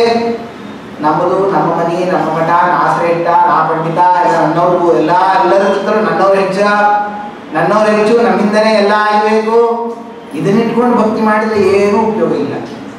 ಅದನ್ನೇ ಟೀಕಾಕೃತ್ಪಾದಗಳು ಸ್ವಾತ್ಮಾತ್ಮೀಯ ವಸ್ತುಭ್ಯ, ತನ್ನ ಆತ್ಮ ತಾನು ಬಿಡಬೇಕು, ಆತ್ಮೀಯ ತನ್ನವರು ಅನ್ನೋದು ಬಿಡಬೇಕು. ಮತ್ತೆ ವಸ್ತುಭ್ಯ ತನ್ನ ವಸ್ತುಗಳು ಅನ್ನೋ ಈ ಎಲ್ಲದಕ್ಕಿಂತಲೂ ಕೂಡ ನಿರವಧಿಕ ಗುಣಾಧಿಕ, ಅದಕ್ಕಿಂತ ಹೆಚ್ಚು ಪಟ್ಟು ಅಧಿಕವಾಗಿರ್ತಕ್ಕಂಥದ್ದು ಭಕ್ತಿ ಅಂತಕ್ಕಂಥದ್ದು. ಇವೆಲ್ಲವನ್ನು ಬಿಟ್ಟು ಬಂದಿರಬೇಕು. ಮತ್ತು ಆ ಭಕ್ತಿ ಎಂಬುದು ಒಂದ್ಸತಿ ಬಂದಾಗ ಅಂತರಾಯ ಸಹಸ್ರೇಣಾಪ್ಯ ಪ್ರತಿಬದ್ಧ, ಅಂತರಾಯ ಸಹಸ್ರೇಣಾಪಿ 1000 ವಿಘ್ನಗಳು ಬಂದರೂ ಕೂಡ ಅದು ತಡೆರಹಿತವಾಗಿ ಇರಬೇಕು ಆ ಪರಮಾತ್ಮನಲ್ಲಿ, ಆ ಭಕ್ತಿ ಅಂತಕ್ಕಂಥದ್ದು. ಆದ್ದರಿಂದ ಇಂಥದಕ್ಕೆ ಇದನ್ನ ಪರಮೇಶ್ವರ ಭಕ್ತಿ ಅಂತ ಕರೀತಾರೆ. ಈ ಭಕ್ತಿಯನ್ನೇ ಶ್ರೀಮದಾಚಾರ್ಯ ಹೇಳಿತು ಮಹಾಭಾರತ ಪುರಾಣದಲ್ಲಿ, ಮಹಾತ್ಮ ಜ್ಞಾನ ಪೂರ್ವಸ್ತು ಸುದೃಢ ಸರ್ವತೋಧಿಕ ಸ್ನೇಹೋ ಭಕ್ತಿರಿತಿ ಪ್ರೋಕ್ತ. ಇದನ್ನೇ ಭಕ್ತಿ ಅಂತ ಕರೀತಾರೆ. ವಿನಾ ತಯಾ ಮುಕ್ತಿರ್ನ ಚಾನ್ಯತಾ. ಮಹಾತ್ಮ ಜ್ಞಾನ ಪೂರ್ವಸ್ತು, ಪರಮಾತ್ಮನ ಸರ್ವೋತ್ತಮತ್ವವಾಗಿ ಮಹಾತ್ಮ ಜ್ಞಾನಪೂರ್ವಕವಾಗಿರ್ಬೇಕು ಆ ಭಕ್ತಿಯಲ್ಲಿ. ಅಂತಹ ಭಕ್ತಿಯನ್ನು ನಾವು ನಿತ್ಯಲ್ಲೂ ನಡೆಸ್ತಾ ಇರಬೇಕು. ಆ ಭಕ್ತಿ ಎಂಬತಕ್ಕಂಥದ್ದು ಹೇಗಿರ್ತದೆ? ಅದು 2 ಥರ ಇರ್ತದೆ. ಭಕ್ತಿ ಎಂಬತಕ್ಕಂಥದ್ದು ಸಿದ್ಧರೂಪ, ಸಾಧ್ಯರೂಪ ಅಂತ 2 ಇರ್ತದೆ. ಸಿದ್ಧರೂಪ, ಸಾಧ್ಯರೂಪ ಅಂತಂದ್ರೆ ಏನರ್ಥ? ಸಾಧ್ಯರೂಪ ಅಂದ್ರೆ ಫಲಸ್ವರೂಪವಾದ ಭಕ್ತಿ. ಆ ಫಲಸ್ವರೂಪವಾದ ಭಕ್ತಿ ಎಂಬತಕ್ಕಂಥದ್ದು ಅದು ನಮ್ಗೆ ಇವಾಗ ಗೊತ್ತಾಗೋದಿಲ್ಲ. ಸಿದ್ಧರೂಪವಾದ ಭಕ್ತಿಯಿಂದ ಇವಾಗ ನಾವು ಪಡಿತೀವಿ ಅಂದ್ರೆ ಸಾಧ್ಯ ಇಲ್ಲ. ಎಲ್ಲವೂ ಕೂಡ. ಮತ್ತು ಇನ್ನೊಂದು ಮಾನಸಿಕ ಭಕ್ತಿ ಅಂತ ಇರ್ತದೆ. ಶ್ರೀ ಧೀ ಸಂಕಲ್ಪ ವಿಚಿಕಿತ್ಸಾ ಸರ್ವಂ ಅನೇವ. ನಾವು ಮನಸ್ಸಲ್ಲಿ ಏನೇ ಒಂದು ವಿಚಾರ ಮಾಡಿದ್ರು ಕೂಡ ಇಚ್ಛಾ ಕಾಮ ಎಲ್ಲರೂ ಕೂಡ ಮನಸ್ಸಿನಿಂದಲೇ ಆಗ್ತಕ್ಕಂಥದ್ದು. ಆದ್ದರಿಂದ ಈ ಮಾನಸಿಕೀ ಭಕ್ತಿ ಎಂಬತಕ್ಕಂಥದ್ದು ಇಟ್ಕೊಂಡು ಪರಮಾತ್ಮ ಒಲಿಸ್ತೀವಿ ಅಂದರೆ ಸಾಧ್ಯ ಇಲ್ಲ. ಆ ಭಕ್ತಿ ಎಂಬುದಿರಬೇಕಾದ್ರೆ ಅಮಲಾ ಭಕ್ತಿ, ನಿರ್ಮಲವಾದ ಭಕ್ತಿ ಇರಬೇಕು. ಅದನ್ನು ನಾವು ಪಡೆದಾಗ ಮಾತ್ರ ನಮಗೇನಾಗ್ತದೆ, ಆ ಭಕ್ತಿಶ್ಚ ತತ್ಸಾಧನಂ, ಅದು ಮೋಕ್ಷಕ್ಕೆ ಸಾಧನೀಭೂತವಾಗಿರ್ತಕ್ಕಂಥದ್ದು. ಮೋಕ್ಷವನ್ನು ಪಡೆಯಲಿಕ್ಕೆ ಯಾವುದು ಉಪಾಯ? ಆ ನಿರ್ಮಲವಾದ ಭಕ್ತಿ ಅಂತಕ್ಕಂಥದ್ದು ಸಾಧನೆಯಾಗಿದೆ. ಅದನ್ನು ನಾವು ಪಡಿಬೇಕು. ಅದು ಹೆಂಗೆ ಸಿಗ್ತದೆ ಆ ಭಕ್ತಿ ಅಂತಕ್ಕಂಥದ್ದು? ಆ ಭಕ್ತಿ ಅಂತಕ್ಕಂಥದ್ದು ಸಿಗಬೇಕಾದ್ರೆ ಅದಕ್ಕೆ ಪ್ರಹ್ಲಾದರಾದರು ಭಕ್ತಿಯ ಲಕ್ಷಣವನ್ನು ತಿಳಿಸ್ಕೊಟ್ಟಿದ್ದಾರೆ. ಭಕ್ತಿ ಅಂತಕ್ಕಂಥದ್ದು, ಭಕ್ತಿ ಲಕ್ಷಣ ಹೆಂಗಿರ್ತದೆ? ಶ್ರವಣಂ ಕೀರ್ತನಂ ವಿಷ್ಣೋ, ಸ್ಮರಣಂ ಪಾದಸೇವನಂ, ಅರ್ಚನಂ ವಂದನಂ ದಾಸ್ಯಂ, ಸಖ್ಯಮಾತ್ಮನಿವೇದನಂ. ಇದು ಪುಂಸಾರ್ಪಿತಾ ಭಕ್ತಿ, ಭಕ್ತಿಶ್ಚೇನ್ನವಲಕ್ಷಣ. ಅವರೇ ವ್ಯಾಸರಾಜ ಪೂರಾವತಾರನೇ ಪ್ರಹ್ಲಾದರಾಜ ಅವರೇ ತಿಳಿಸ್ಕೊಟ್ರು ಭಕ್ತಿಯ ಲಕ್ಷಣ ಹೆಂಗಿರ್ತದೆ, ಆ ಭಕ್ತಿಯನ್ನು ಹೆಂಗೆ ನಾವು ಪರಮಾತ್ಮನ ತಿಳಿಸ್ಬೇಕು, ಹೆಂಗೆ ಅದನ್ನು ಮನವರಿಕೆ ಮಾಡಬೇಕು. ಭಕ್ತಿಯಿಂದಲೇ ಮೋಕ್ಷ ಎಂಬತಕ್ಕಂಥದ್ದು ಗೊತ್ತಾಯಿತು. ಆ ಭಕ್ತಿ ಎಂಬತಕ್ಕಂಥದ್ದು ಹೆಂಗಿರ್ತದೆ ಅಂತ ಪ್ರಶ್ನೆ ಬಂದಾಗ ಶ್ರವಣ ಮಾಡಬೇಕು. ಸಚ್ಚಾಸ್ತ್ರ ಶ್ರವಣವನ್ನು ನಡೆಸಬೇಕು. ಸಚ್ಚಾಸ್ತ್ರ ಶ್ರವಣವನ್ನು ಮಾಡಬೇಕು. ಯಾರು ಶ್ರವಣ ಮಾಡಬೇಕು? ಶ್ರವಣಂ ಕೀರ್ತನಂ ವಿಷ್ಣೋ. ಬೇರೆಯವರಲ್ಲ, ಯಾರು ಹೇಳಿದ್ದು ಈ ವಾಕ್ಯವನ್ನು? ಅವರು ಹಿರಣ್ಯಕಶಿಪು ಹೇಳಿದ್ದು. ಹಿರಣ್ಯಕಶಿಪು ಪ್ರಹ್ಲಾದಾನುಚ್ಯತಾಂ ಪ್ರಾತ ಸದೀತಂ ಕಿಂಚಿತ್ ಉತ್ತಮ. ನೀವು ಓದಿದ್ರೆ ಅತ್ಯಂತ ಉತ್ತಮ ಯಾವುದು ಅದನ್ನ ಹೇಳು ಅಂತಂದ. ಮೊದಲನೇ ಸತಿ ಹೇಳಿದಾಗ ಒಂದು ರೀತಿ ಉತ್ತರವನ್ನು ಕೊಟ್ಟರು ಪ್ರಹ್ಲಾದರಾಜರು. ಎರಡನೇ ಸತಿ ಓದಿದಾಗ ಸ್ವದೀತಂ ಸಾಧುಯತ್ವ, ನೀವು ಓದಿದ್ರೆ ಅತ್ಯಂತ ಸಾಧುವಾದ ಯಾವುದು ಅದನ್ನು ಹೇಳು ಅಂತಂದ್ರು. ಮೊದಲು ಉತ್ತಮವಾದ ಯಾವುದು ಅಂತ ಕೇಳಿದ್ದೆ, ಅದಕ್ಕೆ ಹೇಳಿದ್ರು ತತ್ಸಾಧು ಮನ್ಯೇ ಅಸರ್ವರ್ಗತೇನಾಂ ಸದಾ ಸಮುದ್ವಿಗ್ನಧಿಯಾಮಸಗ್ರಹಾತೆ ಹಿತ್ವಾತ್ಮಪಾತಂ ಗೃಹಮಂದಕೂಪಂ ವನಂಗತೋ ಯದ್ ಹರಿಮಾಶ್ರಯೇತ. ಅವಾಗ ಉತ್ತರ ಕೊಟ್ಟಿದ್ದು ಪ್ರಹ್ಲಾದರಾಜರು. ಅಪ್ಪ ಉತ್ತಮ ಯಾವುದು ಅಂತ ಕೇಳಿದ್ರಿ, ಅವ್ರ ಅಪ್ಪ ಅನ್ನಲಿಲ್ಲ, ಅಸುರವರ್ಯ. ನೋಡ್ರಿ, ಅಪ್ಪ ಅನ್ನಲಿಲ್ಲ ಅವರು. ಏ ಅಸುರವರ್ಯ, ಯಾವ್ದು ಸಾಧು ಯಾವ್ದು ಉತ್ತಮ ಅಂತ ಕೇಳಿದಿಲ್ಲ. ವನಂಗತೋ ಯದ್ ಹರಿಮಾಶ್ರಯೇತ, ಇದನ್ನ ಮಾಡಬೇಕು ಅಂತಂದ್ರು. ಪದ ಗುರುಗಳು ಬೈದ, ಯಾರೋ ಬುದ್ಧಿಭೇದ ಮಾಡ್ತಿದ್ದಾರೆ ಅಂತಂದ. ಈಗ ಬಂದಾಗ ಯಾವುದು ಸಾಧುವಾದ ಯಾವುದು ಅದನ್ನು ಹೇಳು ಅಂತಂದ. ಅದನ್ನು ಕೇಳಿದಾಗ ಅದಕ್ಕೆ ಅವ್ರು ಏನಂದ್ರು? ಶ್ರವಣಂ ಕೀರ್ತನಂ ವಿಷ್ಣೋ. ಅಪ್ಪ ನಿನ್ನದು ತಿಳ್ಕೋಬೇಡ, ವಿಷ್ಣೋ ಶ್ರವಣಂ ಕೀರ್ತನಂ, ಪರಮಾತ್ಮ ಶ್ರವಣ ಮಾಡಿ, ಪರಮಾತ್ಮನ ಬಗ್ಗೆ ಕೀರ್ತನೆ ಮಾಡಿ. ಶ್ರವಣ ಅಂತಂದ್ರೆ ಏನು? ಪರಮಾತ್ಮ ಬಗ್ಗೆ ಸಚ್ಚಾಸ್ತ್ರವನ್ನು, ಅವನ ಮಹಾತ್ಮ್ಯವನ್ನು ಅದನ್ನು ಶ್ರವಣ ಮಾಡಬೇಕು. ಶ್ರವಣ ಮಾಡಿದ ಮೇಲೆ ಅದನ್ನು ಕೀರ್ತನೆ ಮಾಡಬೇಕು. ಬಾಯಿ ತುಂಬ ಅದರ ಅಧ್ಯಯನ ಅಧ್ಯಾಪನವನ್ನು ಮಾಡಬೇಕು. ಶ್ರವಣಂ ಕೀರ್ತನಂ ವಿಷ್ಣೋ, ಇವೆರಡೂ ನಡೆದ ಮೇಲೆ ಸ್ಮರಣಂ ಸ್ಮೃ ಚಿಂತಾಯ, ಅದರ ಧ್ಯಾನವನ್ನು ಮಾಡಬೇಕು. ಅದರ ಧ್ಯಾನವನ್ನಾದ ಮೇಲೆ ಅದರ ಪಾದಸೇವನಂ, ಪಾದಸೇವನಂ, ಪಾದ ಅಂದ್ರೆ ಏನರ್ಥ? ಉತ್ತಮಾನಾಂ ಸ್ವರೂಪಂತೂ ಪಾದಶಬ್ದೇನ ಭಣ್ಯತೆ. ಉತ್ತಮನ ಸ್ವರೂಪ ಎಂತಕ್ಕಂಥದ್ದು ಪಾದಶಬ್ದದಿಂದ ಕರೀತಾರೆ. ಅದಕ್ಕೆ ವ್ಯಾಸರಾಜ ಶ್ರೀಪಾದಂಗಳವರು, ಶ್ರೀಮಂಚರಣರು ಯಾಕಂತೇವೆ? ಉತ್ತಮನ ಸ್ವರೂಪವನ್ನು ಹೆಸರಿಟ್ಟು ಕರಿಬಾರದವ್ರನ್ನ. ಉತ್ತಮಾನಾಂ ಸ್ವರೂಪಂತೂ ಪಾದಶಬ್ದೇನ ಭಣ್ಯ. ಆದ್ದರಿಂದ ಪರಮಾತ್ಮ ಸ್ವರೂಪವನ್ನು ಪಾದ ಸೇವನ, ಅವರ ಸ್ವರೂಪವನ್ನು ಸೇವನೆ ಮಾಡಿರಿ. ಅದನ್ನು ಪರಮಾತ್ಮ ಹೇಳಿಕೊಟ್ಟಿದ್ದಾನೆ. ಪರಮಾತ್ಮ ಸ್ವರೂಪವನ್ನು ಹೆಂಗೆ ಧ್ಯಾನ ಮಾಡಬೇಕು? ಹೆಂಗೆ ಸಂಚಿಂತೆಯೇ ಭಗವತ ಚರಣಾರವಿಂದ ವಜ್ರಾಂಕುಶಧ್ವಜ ಸರೋರುಹ ಲಾಂಛನಾಢ್ಯಂ. ಏನು ಪರಮಾತ್ಮ ಕಪಿಲ ಪರಮಾತ್ಮ ದೇವತಿ ತಿಳಿಸಿದಂತೆ ಅವನ ಸ್ವರೂಪವನ್ನು ಸೇವನೆಯನ್ನು ಮಾಡಿ. ಅದನ್ನು ಸೇವನೆಯನ್ನು ಮಾಡೋದ್ರ ಜೊತೆಗೆ ಅರ್ಚನಂ ವಂದನಂ ದಾಸ್ಯಂ, ಅರ್ಚನಂ ಅವರ ಪೂಜಾರಿಗಳನ್ನು ನಡೆಸ್ರಿ. ಪರಮಾತ್ಮ ಪೂಜಾವನ್ನು ಮಾಡಬೇಕು. ವಂದನಂ ಬಲಿ ಅಭಿವಾದನ ಸ್ತುತ್ಯೋ, ಅವನ ಸ್ತೋತ್ರ ರೂಪವಾದ ವಂದನೆ ಮಾಡಬೇಕು. ಸ್ತುತಿ ರೂಪವಾದ ವಂದನ, ಅಭಿವಂದನ ರೂಪವಾದ ವಂದನ, ಇದನ್ನು ನಿತ್ಯಲ್ಲೂ ನಡೆಸ್ತಾ ಇರಬೇಕು. ಅರ್ಚನಂ ವಂದನಂ ದಾಸ್ಯಂ, ಅನಂತರದಲ್ಲಿ ದಾಸ ಈಶ ಭಾವ, ಇದು ಬಹಳ ಮುಖ್ಯವಾದದ್ದು. ಇದು ಭಕ್ತಿಯಲ್ಲಿ ಒಂದು ಲಕ್ಷಣ.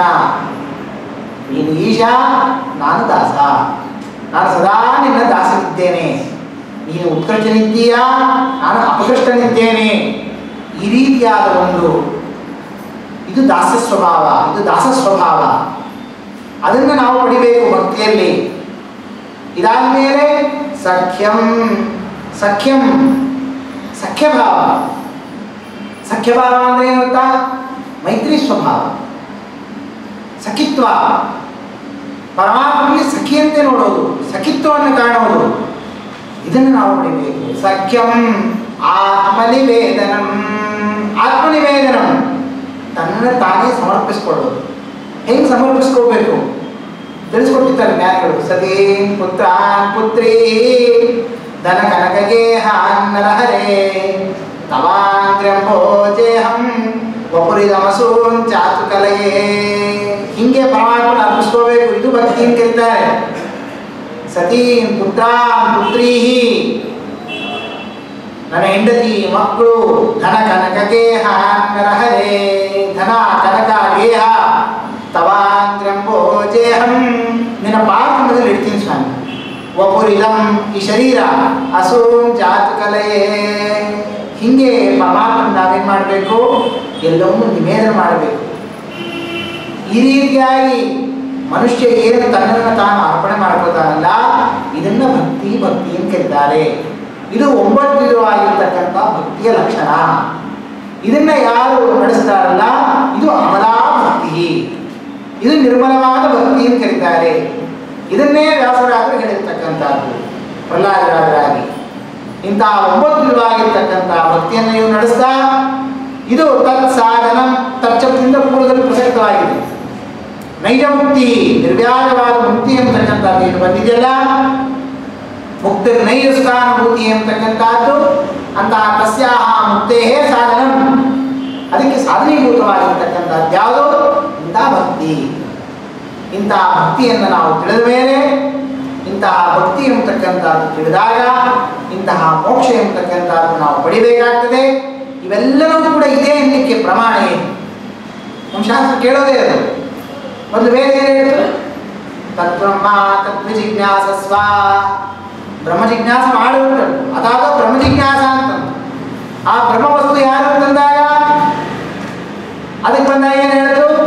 ಜನ್ಮಾದ್ಯಸೇತ ಸಕಲ ಜಗಜ್ಜನ್ಮಾದಿ ಕಾರಣ ಯಾರೋ ಅವನೇ ಪರಬ್ರಹ್ಮ ವಸ್ತು ಅಂತ ಲಕ್ಷಣ ಗೊತ್ತಾಯಿತು. ಸಕಲ ಜಗಜ್ಜನ್ಮಾದಿ ಕಾರಣ ಅಂತ ಗೊತ್ತಾಯಿತು. ಅದು ಬೇರೆಯವರು ಯಾಕೆ ಆಗಬಾರದು ಅಂತ ಪ್ರಶ್ನೆ ಬಂದಾಗ ಈಕ್ಷದೇ ನಾಶಕ್ತಂ ಅನ್ನೋದ್ರಿಂದ ಬೇರೆಯವರು ಆಗೋದಿಲ್ಲ ಅಂತ ಹೇಳಿದ್ರು.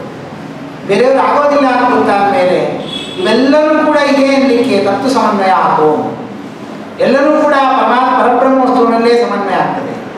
ಹೀಗೆ ಒಂದೊಂದು ಇದರಲ್ಲೂ ಕೂಡ ತಿಳಿಸ್ತಾ ಬರಬೇಕಾದ್ರೆ ಎಲ್ಲದಕ್ಕೂ ಕೂಡ ಪ್ರಮಾಣ ಎಂಬತಕ್ಕಂಥದ್ದು ಬೇಕು. ಇಷ್ಟೊತ್ತಕ ಎಲ್ಲ ಪ್ರಮೇಯಗಳನ್ನು ತಿಳಿಸ್ತಾ ಬಂದ್ರಿ. ಇವೆಲ್ಲ ಪ್ರಮೇಯಗಳಿಗೂ ಕೂಡ ಎಲ್ಲಿ ಮುಖ್ಯ ತಾತ್ಪರ್ಯ ಇದೆ ಅಂತ ನಾವು ಹುಡುಕ್ತಾ ಹೊರಟಾಗ ಅದು ಎಲ್ಲಿ ಅಂತ ಹೇಳ್ತದ್ದು? ಯಕ್ಷಾದಿತ್ರಿತಯಂ ಪ್ರಮಾಣಂ, 3 ಪ್ರಮಾಣಗಳು. ಒಂದು ಪ್ರತ್ಯಕ್ಷ, ಒಂದು ಅನುಮಾನ, ಒಂದು ಆಗಮ. ಅದರಲ್ಲೂ ಪ್ರತ್ಯಕ್ಷಕ್ಕೆ ಜಾತ್ಯ ಪ್ರಾಬಲ್ಯ, ಪ್ರತ್ಯಕ್ಷಕ್ಕೆ ನಿರ್ವಧಿಕ ಪ್ರಾಬಲ್ಯ, ಎಲ್ಲದಕ್ಕಿಂತ ಹೆಚ್ಚು ಪ್ರಾಬಲ್ಯ ಪ್ರತ್ಯಕ್ಷಕ್ಕೆ. ಅಂತಹ ಪ್ರತ್ಯಕ್ಷದ ಅನಂತರದಲ್ಲಿ ಯುಕ್ತ್ಯನುಸಂಧಾನಾತ್ಮಕವಾಗಿರ್ತಕ್ಕಂತಹ ಬ್ರಹ್ಮಸೂತ್ರಾದಿಗಳಲ್ಲಿ ವೇದಿಕೆ ತಿಳಿಸಿಕೊಟ್ಟಿರ್ತಕ್ಕಂತಹ ಯುಕ್ತಿಗಳೇನಿದ್ದಾವಲ್ಲ, ಅದು ಪ್ರತ್ಯಕ್ಷ ಅನುಗ್ರಹಿತವಾದಾಗ ಅದು ಕೂಡ ಏನಾಗ್ತದೆ? ಪ್ರಮಾಣ ಅಂತ. ಇಂತಹ ಪ್ರತ್ಯಕ್ಷ, ಅನುಮಾನ, ಅನಂತರದಲ್ಲಿ ಆಗಮ, ವೇದಗಳು ಕೂಡ ಅದು ಪ್ರಮಾಣ ಅಂತ ತರಿಸ್ಕೊಳ್ತದೆ. ಹಿಂಗೆ 3 ವಿಧವಾಗಿರ್ತಕ್ಕಂತಹ ಪ್ರಮಾಣಗಳು, ಇದು ಬಿಟ್ಟು ಬೇರೆ ಪ್ರಮಾಣಗಳಿಲ್ಲ. ಇನ್ನು ಎಷ್ಟೇ ಪ್ರಮಾಣಗಳು ಬೇರೆ ಏನೇನು ಹೇಳಿದ್ರು ಕೂಡ ಎಲ್ಲವನ್ನು ಕೂಡ ಎಲ್ಲಂತ ಭಾವ ಮಾಡಬೇಕದು ಈ 3ರಲ್ಲೇ ಸೇರಿಸಬೇಕು. ಇದನ್ನು ವ್ಯಾಸರಾಜರು ಸಣ್ಣ 5 ವರ್ಷ ಇದ್ದಾಗಲೇ ಇದನ್ನು ಏನು ಮಾಡಿದ್ದಾರೆ? ವಾದಿಗಳ ದಿಗ್ವಿಜಯವನ್ನು ಮಾಡಿ ಹಿಂಗೆ ಇದು ಮಧ್ವ ಸಿದ್ಧಾಂತದ ಘಂಟಾ ದೋಷ ಅದನ್ನು ತಿಳಿಸ್ಕೊಟ್ಟಿದ್ದಾರೆ. ಇಂತಹ ಇವೆಲ್ಲವನ್ನು ತಿಳಿದ ಮೇಲೆ ಅಖಿಲಾಂಗಾಯೈಕ ವೇದ್ಯೋ ಹರಿ, ಎಲ್ಲ ಸಮಸ್ತ ವೇದಗಳಿಂದ ವೇದ್ಯನಾಗಿದ್ದಾನೆ ಯಾರು? ಶ್ರೀಕೃಷ್ಣ ಪರಮಾತ್ಮ. ಇದು 9 ಆಗಿರತಕ್ಕಂತಹ ಮಧ್ವ ನವರತ್ನಗಳು. ಇದನ್ನೇ ಮಧ್ವ ನವರತ್ನ ಪೇಟಿಕಾ ಅನ್ನೋ ಒಂದು ವ್ಯಾಖ್ಯಾನದಿಂದ ಪಿನ್ನರೇರೆ ಆಚಾರ್ಯರು ಅವರೇನು ತಿಳಿಸ್ಕೊಟ್ಟಿದ್ದಾರೆ. ಇಂಥ 9 ಆಗಿರತಕ್ಕಂತಹ ತತ್ವಗಳನ್ನು ಸಕಲ ಸಜ್ಜನರಿಗೆ ಅನುಗ್ರಹವನ್ನು ಮಾಡಿರ್ತಕ್ಕಂಥ ವ್ಯಾಸರಾಜ ಶ್ರೀಪಾದಗಳವರು ಸಾಮಾನ್ಯ ವ್ಯಾಸರಾಜರು ಅಂತಂದರೆ ಎಷ್ಟು ಹೇಳಿದ್ರು ಕಮ್ಮಿನೇ ವ್ಯಾಸರಾಜ ಬಗ್ಗೆ. ಅದಕ್ಕೆ ಪುರಂದಾಸರು ಒಂದೇ ಮಾತನ್ನು ಬಿಟ್ಟು ಈಸು ಮುನಿಗಳಿಗೆ ಏನು ಮಾಡಿದರು? ವ್ಯಾಸಮುನಿ ಮಧ್ಯಮದವನ್ನು ಉದ್ಧರಿಸಿದ. ಎಷ್ಟು ಮುನಿಗಳಿಗೆ ಏನು ಮಾಡಿದರು? ಆಗಿನ ಕಾಲದಲ್ಲಿ ಏನು ಸಾಮಾನ್ಯ ಇಂಥ ಒಂದು ಜ್ಞಾನದ ಪ್ರವಾಹ ತಂಡೋಪತಂಡ ಎಲ್ಲ ಮತಗಳಲ್ಲೂ ಕೂಡ 15ನೇ ಶತಮಾನ ಅಂತ ಏನಿದೆಯಲ್ಲ, ಅದನ್ನು ನೋಡಿದ್ರೆ ಅದು ಒಂದು ಜ್ಞಾನದ ಒಂದು ಯುಗದಲ್ಲಿ ಸುವರ್ಣ ಯುಗ. ಆ 15ನೇ ಶತಮಾನದಲ್ಲಿ ಎಲ್ಲ ವಿಧವಾದ ಪಂಡಿತರು ಕೂಡ ಅಲ್ಲಿ ಸಮ್ಮಿಲಿತರಾಗಿದ್ದಾರೆ. ಒಬ್ಬರಲ್ಲ ಇಬ್ಬರಲ್ಲ. ಅತ್ಲಾಗಡೆಯಿಂದ ಪಕ್ಷಧರ ಮಿಶ್ರ, ಇತ್ಲಾಗಡೆಯಿಂದ ಇಲ್ಲಿ ಶ್ರೀವೈಷ್ಣವರಲ್ಲಿ ದೊಡ್ಡಯ್ಯಾಚಾರ್ಯರು, ತತ್ವಮಾರ್ತಾಂಡಕಾರ, ನಿಗಮಾಂತ ದೇಶಿಕರು, ಒಬ್ಬರ ಇಬ್ಬರ. ಇಲ್ಲಿ ಅದ್ವೈತಗಳಲ್ಲಿ ಅಪ್ಪೈ ದೀಕ್ಷಿತ, ಇತ್ಲಾಗಡೆಯಿಂದ ನರಸಿಂಹಾಶ್ರಮಿ, ನಮ್ಮ ಮಧ್ವ ಸಿದ್ಧಾಂತದಲ್ಲಿ ವ್ಯಾಸರಾಜರು, ರಘುತ್ತಮ ತೀರ್ಥರು, ಎಲ್ಲರೂ ಕೂಡ ಒಬ್ಬರ ಇಬ್ಬರ ಹೇಮಾಹೇಮಿ ಪಂಡಿತರು. ರಾಮಚಂದ್ರ ತೀರ್ಥರು ಎಲ್ಲರೂ ಕೂಡ ಮಧ್ವ ಸಿದ್ಧಾಂತವನ್ನು ವಿಜಯ ತೀರ್ಥ ಶ್ರೀಪಾದಗಳವರು ಎಲ್ಲರೂ ಕೂಡ ಒಂದೇ ಕಾಲದಲ್ಲಿ ಸಮ್ಮಿಲಿತರಾಗಿ ಬಂದ್ಬಿಟ್ಟಿದ್ದಾರೆ.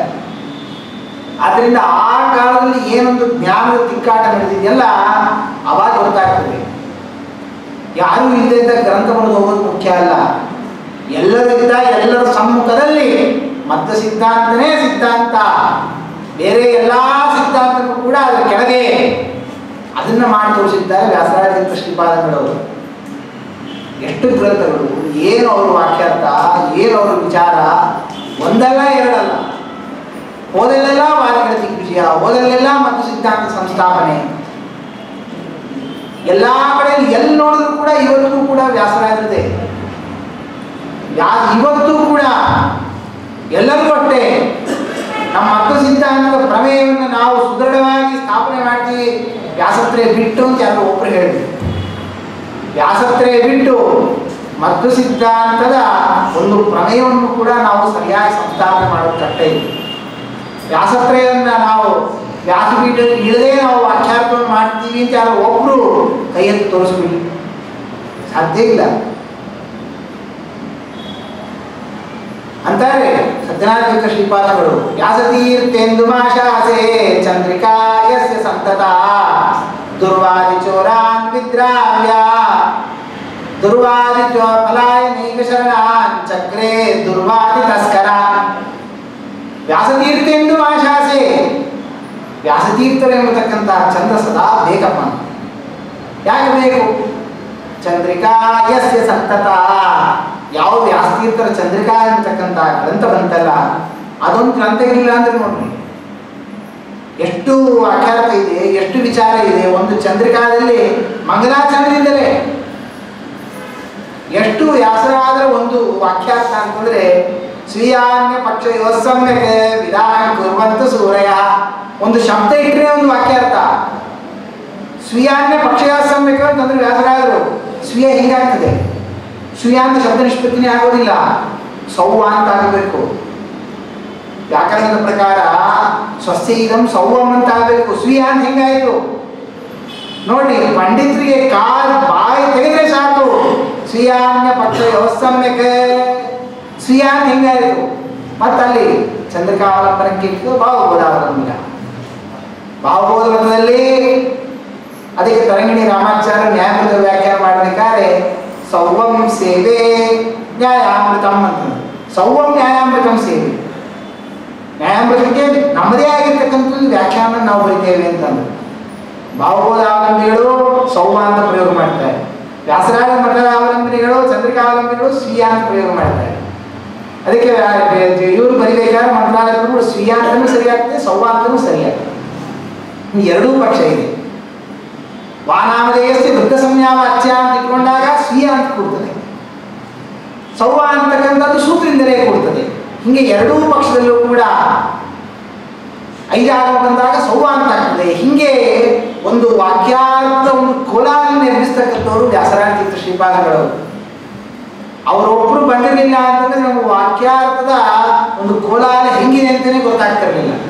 ಹಾಗೆ ಆ ವಾಕ್ಯಾರ್ಥವನ್ನು ಜಗತ್ತಿನಲ್ಲಿ ಹುರಿದೆಬ್ಬಿಸಿದವರು. ನಾವು ನೀವು ಬಿಟ್ಬಿಡ್ರಿ, ಅದ್ವೈತಿಗಳು ಅಷ್ಟೇ, ಅವರಲ್ಲೂ ವಾಕ್ಯಾರ್ಥದ ಒಂದು ಸೋಗು ಕಮ್ಮಿ ಆಗಿಬಿಟ್ಟಿತ್ತು. ವ್ಯಾಸರಾಜರು ಬಂದು ಬಡದೆಬ್ಸಿದ್ರು, ಹಿಂಗೆ ವಾಕ್ಯಾರ್ಥ ಮಾಡ್ರಿ, ಹಿಂಗೆ ವಾಕ್ಯಾರ್ಥ ಮಾಡ್ರಿ, ಹಿಂಗೆ ಹೇಳ್ಕೊಡ್ತೀನಿ, ಹಿಂಗೆ ಅದ್ವೈತ ಮತದಿಂದ ಹೇಳ್ರಿ, ಹಿಂಗೆ ಹೇಳ್ರಿ, ಹಂಗೆ ಹೇಳ್ರಿ. ಅವರಲ್ಲಿ ಒಬ್ಬರ ಇಬ್ಬರ ಬಂದವರು. ವ್ಯಾಸರಾಜ ನಂತರ ಮಧುಸೂದನ ಸರಸ್ವತಿಗಳು ಅಂತ ಬಂದರು. ಏನು ಸಮಸ್ತವಾದ ವ್ಯಾಸರಾಜ ಇಡೀ ನ್ಯಾಯಮೂರ್ತಿ ಖಂಡನ ಬರಿತೀನಿ ಅಂತ, ಖಂಡನಾಭಾಸ ಬರಿತೀನಿ ಅಂತ ಪ್ರತಿಜ್ಞೆ, ಪ್ರತಿಯೊಂದು ವಾಕ್ಯಕ್ಕೂ ಕೂಡ ತಾನು ಪ್ರಯತ್ನ ಮಾಡಿದ್ದಾನೆ. ಆದರೆ ಮಾಡ್ಲಿಕ್ಕಾಗ್ತದ? ನಮ್ಮ ತರಂಗಿಣಿ ರಾಮಾಚಾರ್ಯ ಎಷ್ಟು ಚಂದ ತೋರಿಸ್ತಾರೆ ಅಂತಂದರೆ, ಅದು ಗ್ರಂಥವನ್ನು ಆಸ್ವಾದಿಸಿದ್ರೆ ರುಚಿ, ಕಪ್ಪನ್ನ ಅದು ಬರೀ ನೆಕ್ಕದ ರುಚಿ ಬರೋದಿಲ್ಲ, ಅದ್ರ ಒಳಗೆ ನುಗ್ಗಬೇಕು.